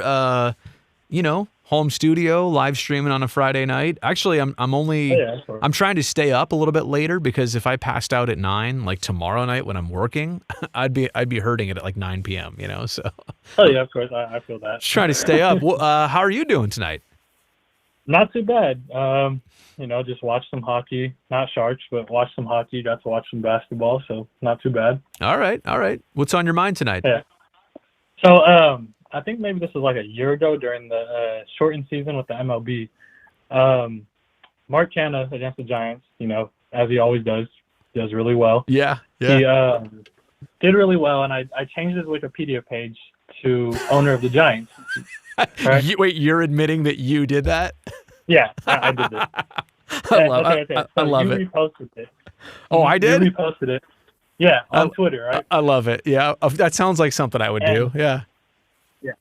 So I saw that you did that, and then you were at a studio like a day or two later. And one of my friends was tweeting on Twitter. He was like, "Where's Brody at?" And then me, as a joke, I was like, "Oh, he's probably out stealing more of my content, right?" Because you didn't tag me. I didn't really care. I didn't really care, but I was just messing around. And then you tweeted me back, and you were like stealing content. You're like, what are you talking about? And and I posted it, and you're like, oh yeah, I saw that. You're like, I don't know, it was yours. Like, and I was like, oh, I'm just playing around anyway. And then I asked you about a studio tour with at the I don't know why it's on the tip of my tongue now, but I asked you about a studio tour at the studios that you worked at. Yeah, at And you were NBC like, Sports. whenever Yeah. the pandemic is over. Yeah, and you're like, whenever the pandemic is over, I got you. And I was like, okay. So I just wanted to check in about that. Yeah. I know the pandemic isn't even close to being over, but Trust me, we will. Yeah, no, it's we're kind of still. Somebody earlier was asking about why we don't do certain things anymore. Like we do a Sharks intermission, but then like a Twitter mission thing. And I was explaining earlier, we're not even allowed to have like half of our employees are not even coming to work yet. Yeah. So, but trust me, when it gets to that point, hit me up. Like, it'll happen. I just can't at this point. oh yeah, for sure. We're not even allowed to. I don't even. At one point, we stopped taking mail for a while. I was like, people are sending stuff, and I'm like, yeah, I'm not even. Well, we didn't have a receptionist, so nobody was getting their mail. Anyway, yeah, we're a little bit shorthanded around there still, but when I'm allowed, when I'm allowed to, I absolutely will. I promise you that. Oh, yeah, for sure. That's hilarious that we had that interaction. I do kind of remember that now that you're saying that, and I probably was like, I don't. You know why? Because it's funny when you're talking about stealing content. I was probably cautious too that if I did do something, I always feel terrible to not give the original people credit. That's why I told you, no, it's not good. Yeah. I've had that a few times where I repost something and I don't like either I don't do it enough or I don't make it blatantly obvious that this person deserves the credit. And then stuff blows up, and then people are like, oh, then they start crediting me for it. I'm like, no. Yeah. You know, so I try, but no, that's hilarious. Yeah. Well, you know what? Do you think Mark Canha might be a Giant next year? You know, as much as I don't want to see it, I think it might happen. I agree with you. I think that he's from San Jose. Yep.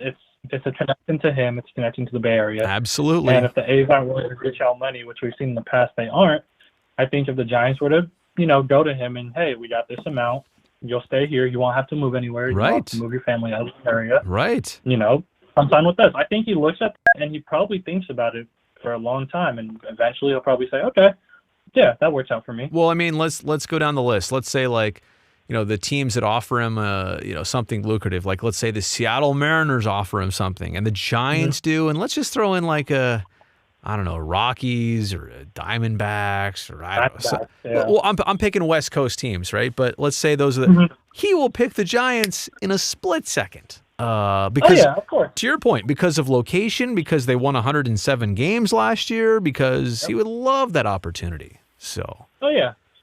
And it's. Oh, go ahead. It's well deserving for him. He's really formed into the player that no one expected him to be. I mean, he was a real draft pick. Yeah. You're like, there's some guy that's going to sit in the minors, and maybe he'll get a call when someone gets hurt. Yeah. But he got the call when someone got hurt. He came up, and I mean, he was exceptional. He did what he had to do. He did it at a higher level than he was expected to, so he earned his spot. Well, and to your point, he was initially going to place in first base. Oh, well then Matt Olson shows up. All right, you're not going to be playing first base very often. We're going to put you in left field. Oh, well wait a second. Then Chris Davis shows up. He's hitting bombs. So now it's like, where's Mark going to play? And he survived all that. He at this point, I mean, he's a free agent right now, right? So technically not on the team, but as of the end of this last season, was the longest tenured. I think he was the longest tenured A's player. He's been on the team longer than anybody else. Him and JB Wendelken were, and then JB Wendelken got DFA'd. That's right. And then it was funny. I texted Mark. I think it was the day before Buster Posey announced his retirement, like before it came out, and I told him, I was like, "Hey, look. I just want to tell you how fun it was, how fun it's been to watch what you just said." I basically texted him that. And I said, but I will tell you this. If I ever see you forearm bashing Buster Posey, You're dead to me. You're dead to me. And then the next day, Buster retires. Well, at least you won't see that. He might be doing it Exactly. with Brandon Crawford. Exactly. It won't be fuzzy. Could you imagine him though bat flipping at Oracle Park over there? I'm just gonna be like, "Wah!" I'm gonna throw up. After how many times he did it there against the Giants? Exactly. But you know what? But it kind of like when Stephen Vogt played there. How the hell can I root against that? I can't. Right. You know, I know the guy. He's from the Bay. Like this is a business. The A's, if the A's want him, like the A's should keep him. So 100%. Simple as that. Before too, like Santiago Casilla, he was a exceptional reliever for the A's for a little while. He went over to San Francisco, he struggled, and then he came back, right? Well, or how about like Marco Scutaro? Marco Scutaro was Marco Scutaro as well. He was so important to the Giants in I don't know which World Series was that again? 12 or 14 for them? Or 10? I don't remember. 12, I think. He was a cult hero for the Oakland A's for so many years. Exactly. The double in 06, I want to say, against the Twins, the ALCS, DS. So, anyway. Yeah, I mean, it all depends on what Canna wants, and I feel like his heart is in the Bay Area. Yeah. And, like I said, if he gets that call from Farhan, then look at it and he's going to be like, hey. He's probably asked his wife, and his wife is for sure going to say yes. I don't think it'll take more than a half second for him to be like, yep, that's what I was hoping for. Yeah, and you know what? Exactly. I hope it gives him another 3-4 years too, right? Like, oh yeah, I think he has well over 3 or 4 years left. I think he maybe has 5 to 6. Yeah. Even. Oh, I just meant on the next contract. You know what I mean? Like, I hope the next contract takes care of him and locks him in for a set amount of years. So. Oh yeah, he's going to get a nice little contract with whoever he signs with. Because I mean, I personally think he's a top 5 left fielder. Yeah. I think that he's earned that with his hitting stats. His defense is really good as well. It hasn't been something that's like eye popping, but he's there, and you know that. Yeah. First time I ever saw him take. I walked into Mesa, whatever. One of the first years he was there, or was it Mesa or Phoenix? Whenever first spring training, I'd heard Mark Canna was there, and he was taking BP. I'm like, who is that? Like bang, bang, like loud contact every single swing. So. Yeah. Fond memories. Well, hey, thanks so much for the call. I really do appreciate it, and thank you for being around the channel. Yeah, no I know you are, so it was great to chat with you tonight. Yeah, I'm always around. And I got one more question. Yeah. So, I'm 19 years old, right? I'm in college. I'm debating on what I really want to major in, and it's always been like a dream of mine to be a broadcaster, analyzer, like what you're doing. So how would I get my foot in the door with that? Like, okay. What would you say is the best idea for that? Okay, so two things. With the college side of it, like with your degree, your major, don't whatever you're doing, like I don't know if you have one picked. It's probably early for you to have that. No, not yet. Okay, so you don't. Okay. Yeah. You don't need to go the traditional route of like I did, broadcast journalism. Like that's like there are enough people in my business that did not do that, and they ended up in this business. So you can do that if you want to learn production, if you want to be around it. I'm not going to stop you. Like San Francisco State, San Jose State have great programs for that. Yeah, I've looked at San Jose State's program with that. So I mean, the point is, don't worry about that stuff. But what you really need to do is, and you're making videos already, right? But like literally, anybody can have a YouTube channel. Anybody can make a podcast. Anybody can have a Substack. Was that what it's called? Substack? Where you have written pieces, and anyway. You can basically become your own content creator without even being employed and showcase your work. And the point and have run your social channel as if it's at some point, like when you're ready to become a professional or start a new one, and run your channels as if you're already in the business. And what I'm telling you is that number one, people are going to see your work. They're going to know who you are, what you're capable of. The other part about it is get an in. What I mean by an in is like internship, mentorship, something where you're able to work with people in the business. The contacts that you will make in the business, so valuable for like your first job.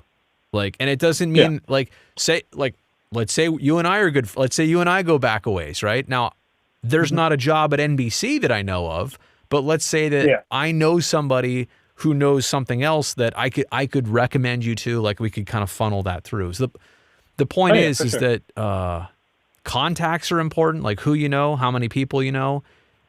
Experience and repetitions are important, but you can get those on your own, like I said, by doing a YouTube channel, by having a podcast.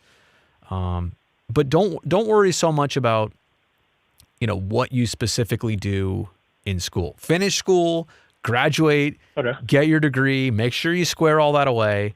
And if you want to do production stuff, I highly recommend, it's going to greatly help you when you, this whole home studio here. I set it all up. Lights, camera angles, technology, streaming.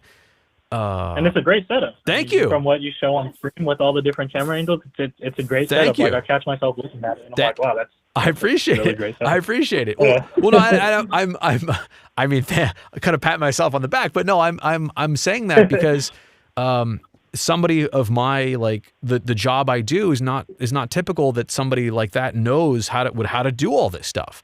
So if you're able to learn all the behind the scenes production stuff in school, that's like adding a huge tool belt when you show up to the job. You know what I'm saying? I know how to do this. I know how to do this. So I would highly suggest learning all that stuff if you can, whether it's through college or an internship, but that's going to be huge. Yeah, for sure. Well, I might be in your Twitter DM soon asking about random stuff along those lines, internships and everything. You'll probably hear from me a few times. So where what part of the Bay are you from? So I'm from Oakland. I'm currently at Laney College doing my gen ed.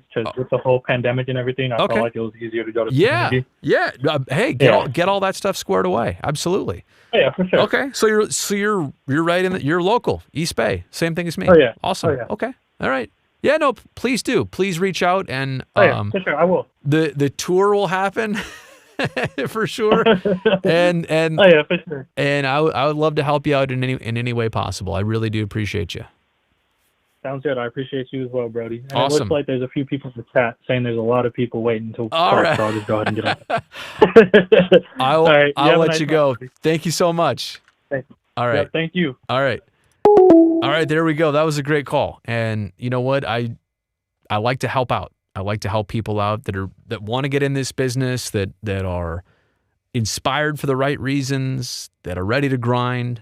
It feels like forever ago I was getting into this stuff. It was the mid 90s, late 90s when I actually got into it. So, all right, let's see how long it takes for another phone call to come in.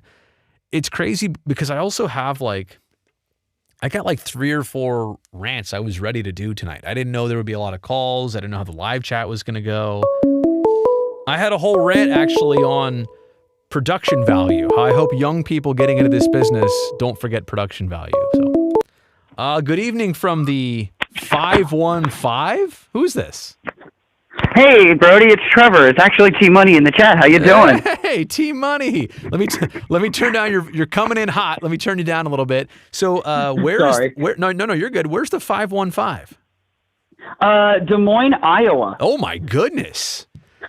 Yeah, it's actually 1:00 in the morning over here. Good for you. Well, it's a Friday night, so that's allowed. I think I've drove through Des Moines. I've flown over Des Moines about 1 million times. Never really have extended family in Des Moines, but never really stayed there anytime. So you are ready to rock tonight. You're ready to rip. Oh yeah. So I actually was yesterday. Technically, I was actually at the Iowa Wild game of the American Hockey League, and I got the opportunity to see the Tucson Roadrunners tonight, and it made me think. Arizona, how bad their season is, and I'm not trying to hate on any Arizona fans that are in the chat right now. I'm not. I really am not. Here we go. They're how bad they're playing runs through their AHL as well. They were making so many errors. The frustration just kept getting to the team. Oh, dude, I couldn't. So it made me mad so much. Are you aware of? Do you watch Sharks broadcasts ever? I do actually. Okay. I was I don't remember who it was, but I was on your Twitter feed, not the Twitter live stream, and the person that was reading off the questions actually said my last name correctly. Nice. Which I don't know if she is still in NBC with you guys, but I do want to give the kudos to that. Probably Sonia. Kinda surprised that she did. Yeah. So the reason I was asking is because we have a name we use for the Arizona Coyotes, the Desert Dogs. And when you say Desert Dogs, it's a drinking game. But you saw the baby Desert Dogs, and you're saying they're also struggling this year I wouldn't really call them Desert Dogs because they are road runners. Which, they go meet all the way up and down all the way up and down the ice. Hey, get the Looney Tunes in there, where's the classics? Well, isn't that crazy though? Wait, isn't that crazy that that their team is the Coyotes and their mascot is the Roadrunners? Like that, literally, meep in the coyote chasing the Roadrunner, trying to drop the anvil on him. It was such a classic cartoon. Why did I ever think about that, Brody? Gosh dang it, Brody! You actually made me realize something. What? We learned something new tonight. I guess. And so another topic I want to bring up, moving away from the Iowa Wild, go back to the Bay Area. The Sharks, that road trip, I want to say was more of a success than failure. Yes, they only got 2 wins out of possible 5. But you're also going up against teams that can easily beat you. Colorado, yes, they didn't have Nathan McKinnon. I don't know if Nathan McKinnon's still out as we speaking, but we also have the St. Louis Blues, who again, 2019 Cup runners. We should have beaten them, and if we did beat them in 2019, that would have been our cup. But I rest my case. I think how the Sharks should handle this is don't take this as, no, we didn't lose. We won in the fact that we figured out how to beat this team the next time we play them. Because we had Colorado, 2 more times this season? Yeah. Well, then the Blues game last night, they had already seen St. Louis. In fact, they had a lead. They had a 2-1 lead in their first meeting against St. Louis. And couldn't nail that game down. And last night, obviously, looked like they scored first, but didn't. I know what you're saying, and actually, I didn't want to be too negative on the road trip because I think once you get 2 wins and all things considered, when they started that trip, they still had 7 Barracuda players, and then that Colorado game was kind of a wash because you're throwing in a brand new team out there. Half these guys hadn't played in 2 weeks, so it had the opportunity last night with a win to be a really, really good trip. 3 wins, 2 losses. Instead, it's reverse. And I agree. The level of difficulty of that trip was between Calgary, how they were going. Winnipeg is a tough opponent. Sharks have already seen them multiple times this year. The Avs were better than their record suggested. Minnesota had won 5 of 6. And last night, the Blues had 1 win in their prior 6 games. I'm only saying that this was the time, and they yanked Bennington out of there. This was the chance to kick them while they were down, and they didn't do it. But they're St. Louis. They're good. They did what they were expected to do. So yeah, but you also have to look at it this way. We went up against a team that was hungry for a win. I mean, you lost to a team like Arizona the night before or the game before. Yep. Yeah, you've a team that's only won 1 time, and you get beat by them. Yeah, you're going to be hungry, and this Sharks team this year, oh my gosh, they're surprising me. I was ready for okay, we're ready for another year. We're we just are figuring out who we are. We'll go into next season and probably be the Kings of the Pacific again. Yes, over the Golden Knights. Take a shot at the Knights there. Actually, no, not the Vegas Golden Knights, the Las Vegas Golden Knights. Yes, I'm taking your words there, Brody. No offense. Not trying to. Where did you hear me? Did you hear us talk about that last night? Where did you hear that? I watch a lot of Sharks hockey. Yeah, so every time. So when I had NHL TV, they actually the Sharks broadcast were one of only few, and I don't know if you knew this, Brody, are one of only a few teams that actually show their pregame show. Real on the NHL package. Yeah. Really? Which, yeah, and I was like, wow, I'm actually really surprised about this because I was like, hey, I don't mind sitting down and watching pregame live. Yeah, it's hit. I like listening to Brody and Curtis on NBC. That's tremendous. It's hit or miss. I've heard over the years that it wasn't on. I've heard people say that it is. So, you know what I favor? I favor everybody getting access to it because I don't care if you're in Des Moines or Tokyo or wherever across the world. Like I want people to have game access. They do, and the pre and post games are just part of it. I wish everybody that access. Yeah. I just pulled up here on the screen while you were talking the Pacific Division standings. Here's another thing to point out. You actually look at the line of teams with a plus or minus goal differential. The Sharks are just on the cusp at a -2. Kings ahead of them at a +3, Las Vegas at a +2, Anaheim's a +13, and Calgary and Edmonton are +20 and 15. So it's amazing how the division stacks out this year that it's almost in order of plus, and then behind the Sharks it's Vancouver and Seattle, and both of those teams they're a -15 and a -19 respectively. So remind me, goal differential, that's based off last season's goal totals, right? No, it's this year, just goals for and goals against. Okay, because I was going to say, if that's going off last year, San Jose's is actually a lot better than what they were last year at this point. Considering it was a COVID year, so. They're -2, so 44 goals for and 46 goals against.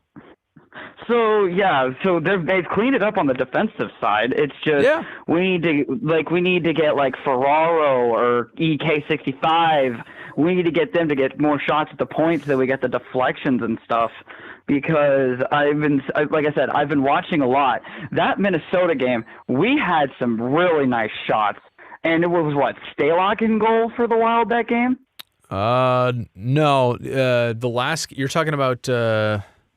2 games ago? The one on this road trip, yeah. No, that was oh my goodness. Talbot. It was Talbot. Sorry. Was it? It was Talbot. Yeah. Oh my gosh. Yeah. And Talbot. Oh, okay. First off, Talbot, one of the greatest goaltenders in the current era of the NHL. I'm gonna flat out put out there, Cam Talbot should have a cup by now. He doesn't, and it's sad. but. But like an elite goaltender like Cam Talbot, that's not an easy goaltender to beat. San Jose made him look like Swiss cheese out there. No offense to Minnesota fans, because I am Minnesota second here due to my local teams here. But Cam Talbot, that's not a goaltender that you can just beat every single day, score 4 goals on him. I mean, look at Minnesota's record. 10-6 now? No. You know what? I just had it up on the screen. I'm actually looking at that game here. How can I just get? It's funny. I usually look on the media stats on here. The records on the stat line. It should show you the records right underneath the logos. Oh yeah. No, 10-5.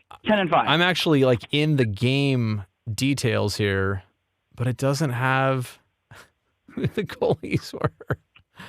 Oh my gosh! Scroll up. You're a couple of seconds behind. Oh, you can go all the way up to the top. They should have the goals, and then they should have who the shots on. Here's team stats, but I have a feeling these are all the skaters. Oh yeah, Talbot. Yep, there it is. Yep, there it is. Yep. I was about to say I've searched through NHL's website so many times. It's a trick.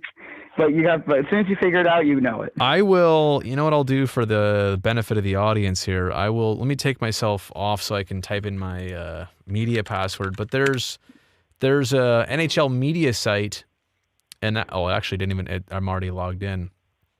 But the way I can put this back up on the screen. The way the media site works is that here it is. So this is what everybody's seeing now. Here is.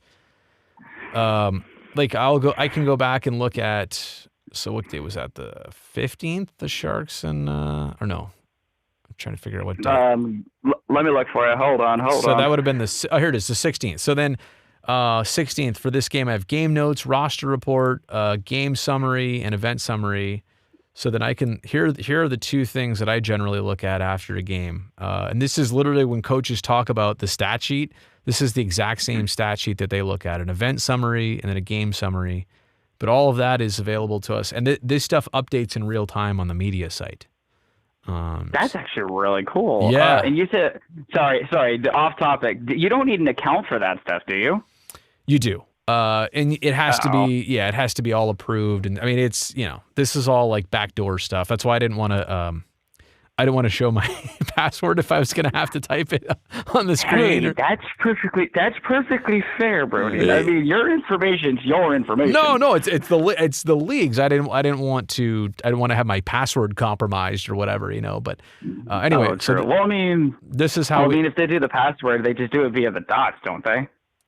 Well, there's like an account. I have to make an account and all that stuff. So, but no. Okay. Yeah, but no, and they have to approve it and all that. But anyway, yeah. Here's the stuff I look at. So I mean, you can pull up pretty much any game. For example, like Thursday night, there's the Sharks and Blues. So there's the game summary, event summary, and there's also even here like a full. Oops, I might have clicked on the wrong one. There's a full play-by-play here that literally shows you everything that happens here. The anthem, the period started, St. Louis won a draw, and then 3 seconds in, Robert Bortuzzo and Jake Middleton fight. So there you go. I mean, it's got literally every single thing that happens in a game is logged. I mean, this is pretty crazy if people have never seen this before, but this does exist. It was actually funny. I didn't even get a chance to see the fight because I was actually watching a buddy. I was going back and forth, and when I came back and I noticed that they just started showing the the starting lineup. Yeah. And I was like, wait a minute, wouldn't they have already shown those? Honor was just warming up when all that stuff started to go down. It's like, well, I guess we have one of these to happen. So anyway. Oh yeah, hold on, really quick. Going back to the Wild game. Remember how I said that Tucson was not that good? Yeah. There was 4 fights tonight. Really? That's how bad that Tucson's rage boiled over. I mean, it was like they had nothing else to do. I know it's no. I mean, the Wild won 5-0 on them, and thanks to 2 goals by former Minnesota Wild players Kyle Rao and future Wild player Matt Boldy, who is I'm pretty sure, 2nd overall pick in the 2000 and I'm gonna get this wrong, 19 draft. I'd have to go back and double check. Hey, you know what? I was just looking at the chat too. People are telling me that they've never heard anybody talk about Cam Talbot like you did. Hey, I give credit where credit's due. I've seen Talbot fight against. You remember that fight between the Talbot and what was it, Markstrom? No, not Markstrom. Oh yeah, Riddick. Yeah. Talbot and Riddick. That was. Yikes. I was like, dude, I can't respect any goaltenders that. I cannot disrespect any goaltender that actually decided to meet at center ice. There you go. And drop the gloves and take off the helmets. You cannot throw shade at those goaltenders. That takes some risk. There you go. Hey, I'm gonna see if I can take 1 or 2 more calls before I sign off here tonight. But thank you so much for. It's really late where you're at now. 1:16 in the morning, I believe. So. Yeah, I will let you know. There's a lot of people that are wanting to call you. So, all right. Yeah, I'll step aside. The next person may start the calling now. I appreciate you checking in tonight. Have a good evening. Get a good sleep. Have a great weekend. Yep, you too, buddy. All right. There we go. I think we'll do. Let's see how this goes. I'll try and if I can sign off at around 11:30. I think that'll be about right. A couple more things I got to do before bed. But yeah, I think that 1 or 2 more calls should fit the bill.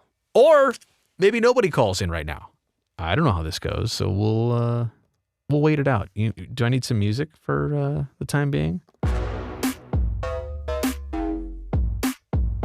I was playing with the transitions here earlier. Look at that. Ooh. You could slide in. Nobody's impressed. Nobody's calling either. What's going on? It usually takes like half a second. Ooh, look at that. The flash.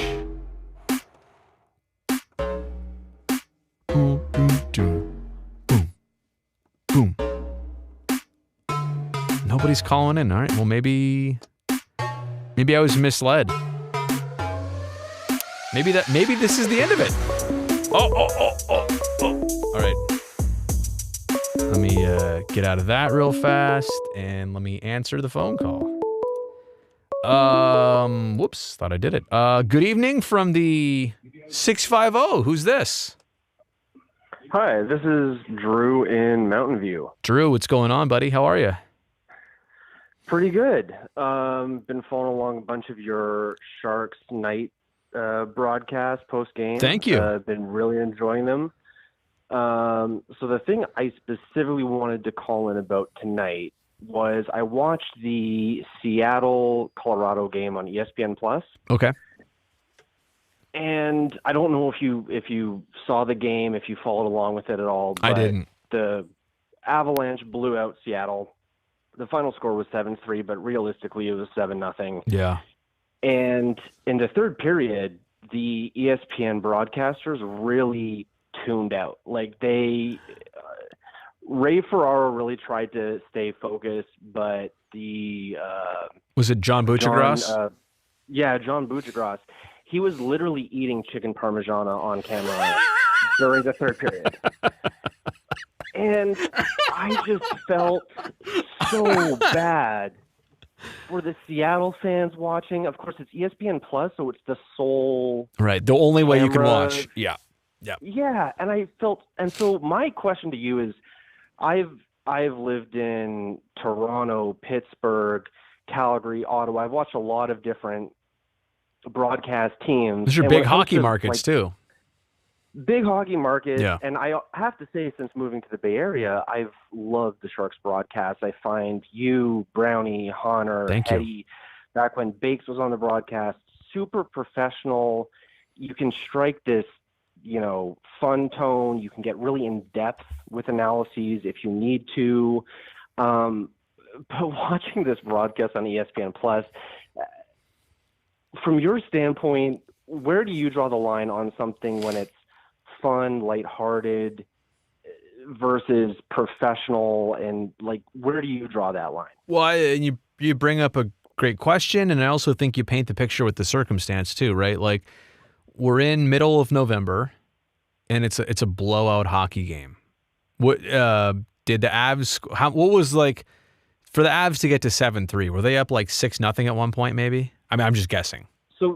So they were up 7-0. Oh, 7-0. Third period. Oh my goodness. Yeah. So to even allow the last three was kind of like, here you go, right? We're just done. They just took their foot off the gas. Yeah. And Seattle rattled off 3, but it was so the refs were giving them free calls. I think there's two ways about it. And number one, I mean, I had not heard a lot of John Buccigross's calls before this year, but Ray Ferraro to me is like one of the best.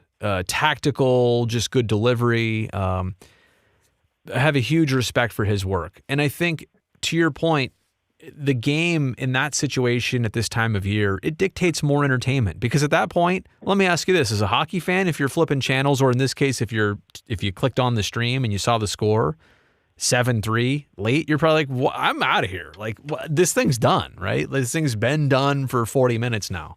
So I don't have a problem with that at all. I think, to your point, sometimes the intention versus how it actually plays, there's a disconnect. The intention was for the, broadcasters, hey, we're just going to be real loose. This game's over.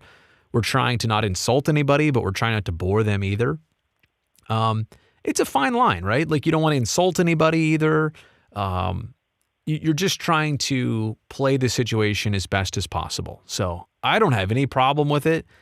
I know what you're saying, though. If you're Seattle, I doubt he was mocking the situation or mocking a team or mocking the players. He's just trying to say, look, this game is well over with. We're going to let it play out, and I'm going to do my best to entertain at the same time. So probably the best way I can put it. Yeah, probably the best way I can put it. I think the scoreboard probably tells most of the story there.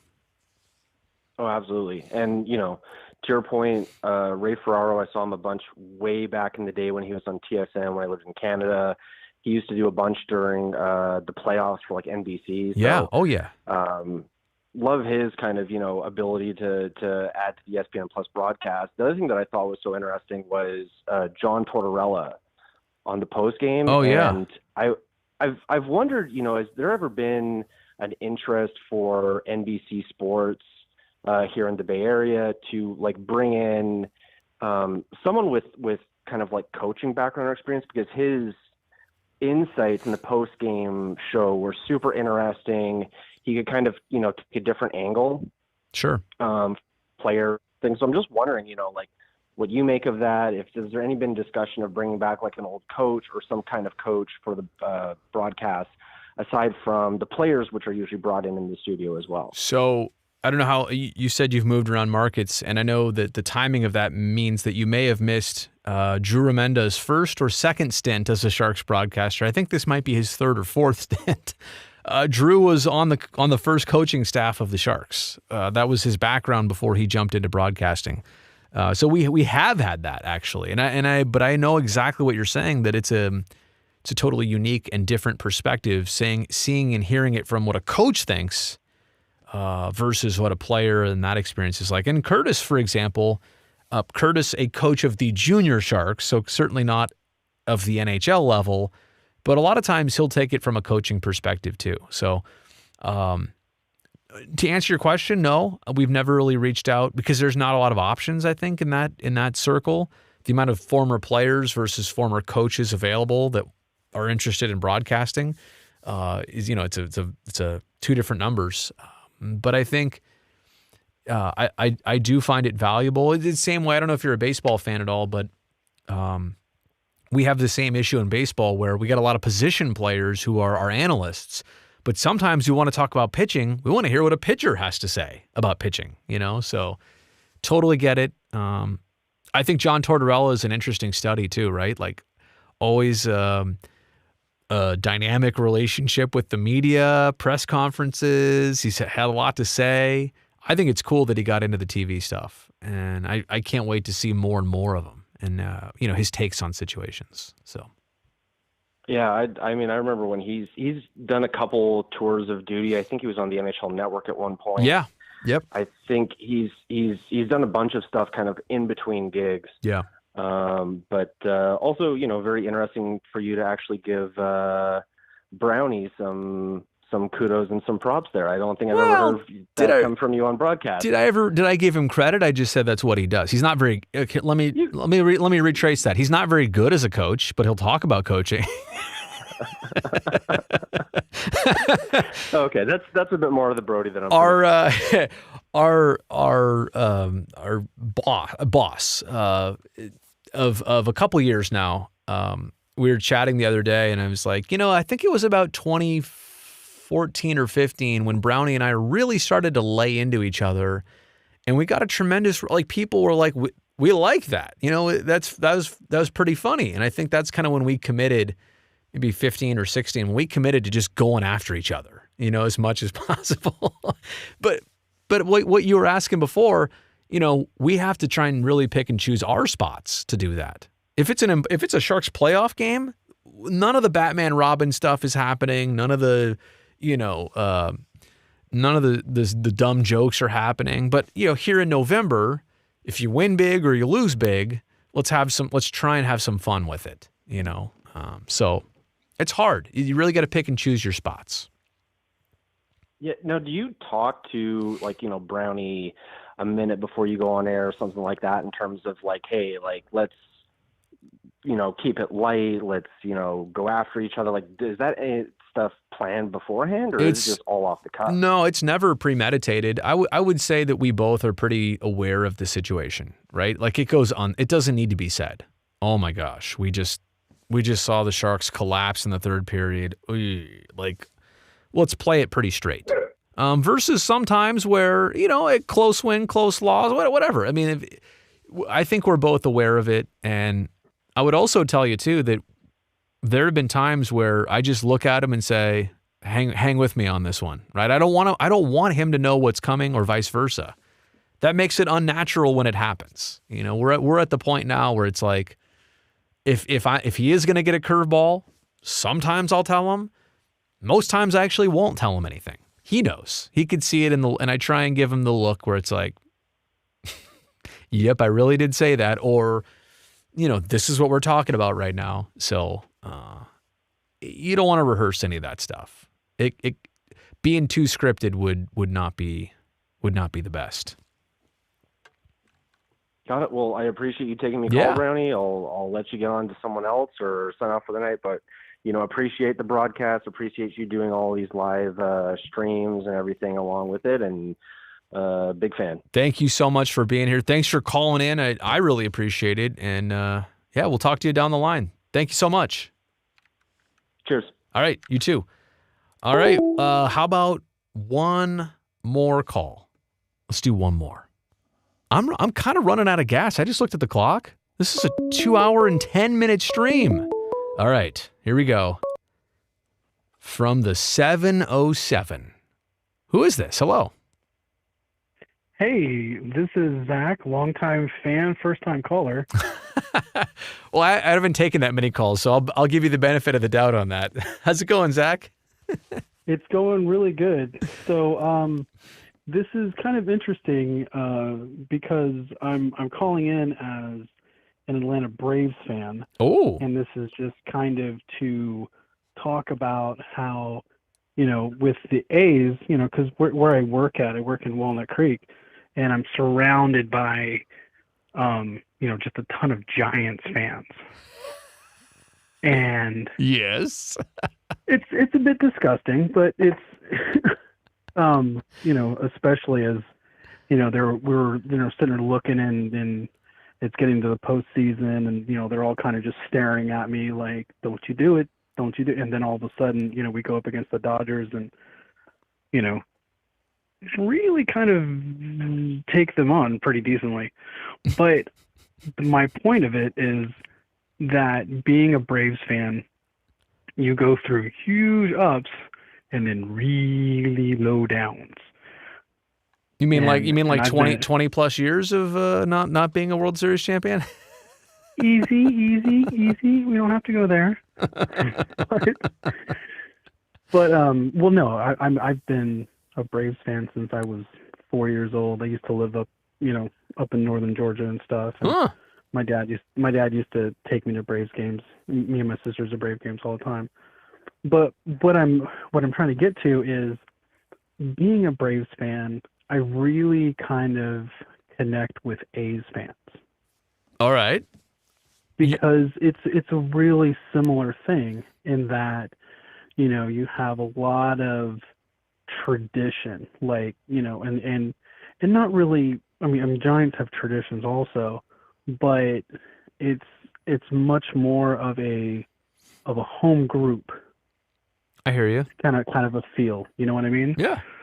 And the Braves are kind of like that too, where, when you get into the A's, just the fanatics and stuff like that, they're just fantastic. And, with the Braves, love it or hate it, we got our chop, we've got our chant and stuff. And so it's a lot of like crowd activity and so forth. So you're saying the A's in Atlanta are like related? Sort of. It's more of like a, like if I see another Atlanta Braves fan, I'm like, oh, hey, connect, and the same thing with like, I've seen it with, A's fans, because there's a few A's fans that I work with, and they'll kind of see each other and they'll be like, oh, we get it. I know what it is. Then, I know what it is. It's a team that has had previous experience winning, but it's been a really long time since they won it all. Like, I think that's what it is. I think what you're trying to, or what you're describing, I think that's what it is. And then the reason you relate is because you're like, all right, you've hung with this for long enough. You haven't been rewarded. You've seen everybody else get rewarded. You've seen even the Giants get rewarded 3 times in a 5-year span. Like, when's it your turn again? Maybe that's it. All right. I'll go with that. Yeah. I'll go with that. Yeah. Something like that. So, and by the way, I remember that story about the whole diesel getting mixed up in your gas tank thing. I remember that story. That was awesome. It was pretty painful taking Bart home that night. It was not not my finest moment. I was very upset. Well, actually, and I didn't even know if it was my fault, if it was the car's fault. Turns out when you find out the real story, it was like, wow, that's amazing that happened. But yeah, there you go. Oh, I should have put it in the one to the left. Got it right. Yeah. No, I you know what else? I was also glad that I didn't make the mistake, because people were saying like, well, wait, you can't put diesel in a car because the nozzle will not fit in your car. That's correct? Yeah. So yeah. Yep. I was like 100% positive that I didn't do that. I'm always cheap, Zach. Like I always put in the 87. Like why put in a higher octane? Why not save yourself 10 cents a gallon? Totally understand. Totally respect. Yeah. Well, hey man, it's good talking to you. How you doing? Not a problem. I'm good. You know, it's living in an automotive world is really difficult this time around. So I hear you. Man. But it's 11:34. Go to bed. No, I was going to say that this, like, you're going to conclude us tonight. So, thanks for calling in. I'll talk to you soon. All right. Will do. All right. Zach from the 707. That's it. That's our last call. That is that's the program. I just shut down the window so nobody else can call. All right. Were people watching this tonight? Let me just take a quick glance here at oh yeah, look at that. I mean, there was an audience, so that's good. That's really good. That's going to do it for the old live chat. I finished a beer. I don't know if you guys can notice, but I'm really tired right now. It probably shows. Let me play you out with a little something special here. Let me take this off here. See if I can actually get this set up properly. I'm going to give you something worthwhile on the way out. Let me fade this music out. Fade this music in. There we go. And let me do a little bit of this. And let's see if I can... Oh, there it is, but I want to like transition to it. There we go. All right, and then let me do a little bit of that. All right, that's it. That's the show for tonight. The broadcast, as you can see, has concluded. I will talk to you tomorrow on TV, Sharks Pregame Live, 7 o'clock. San Jose hosting the Washington Capitals. And then we'll do Sharks Night Shift after the game, so... Get a good rest, everybody. Have a great weekend. Thanks for being here on the channel. I will talk to you soon, all right? Peace out.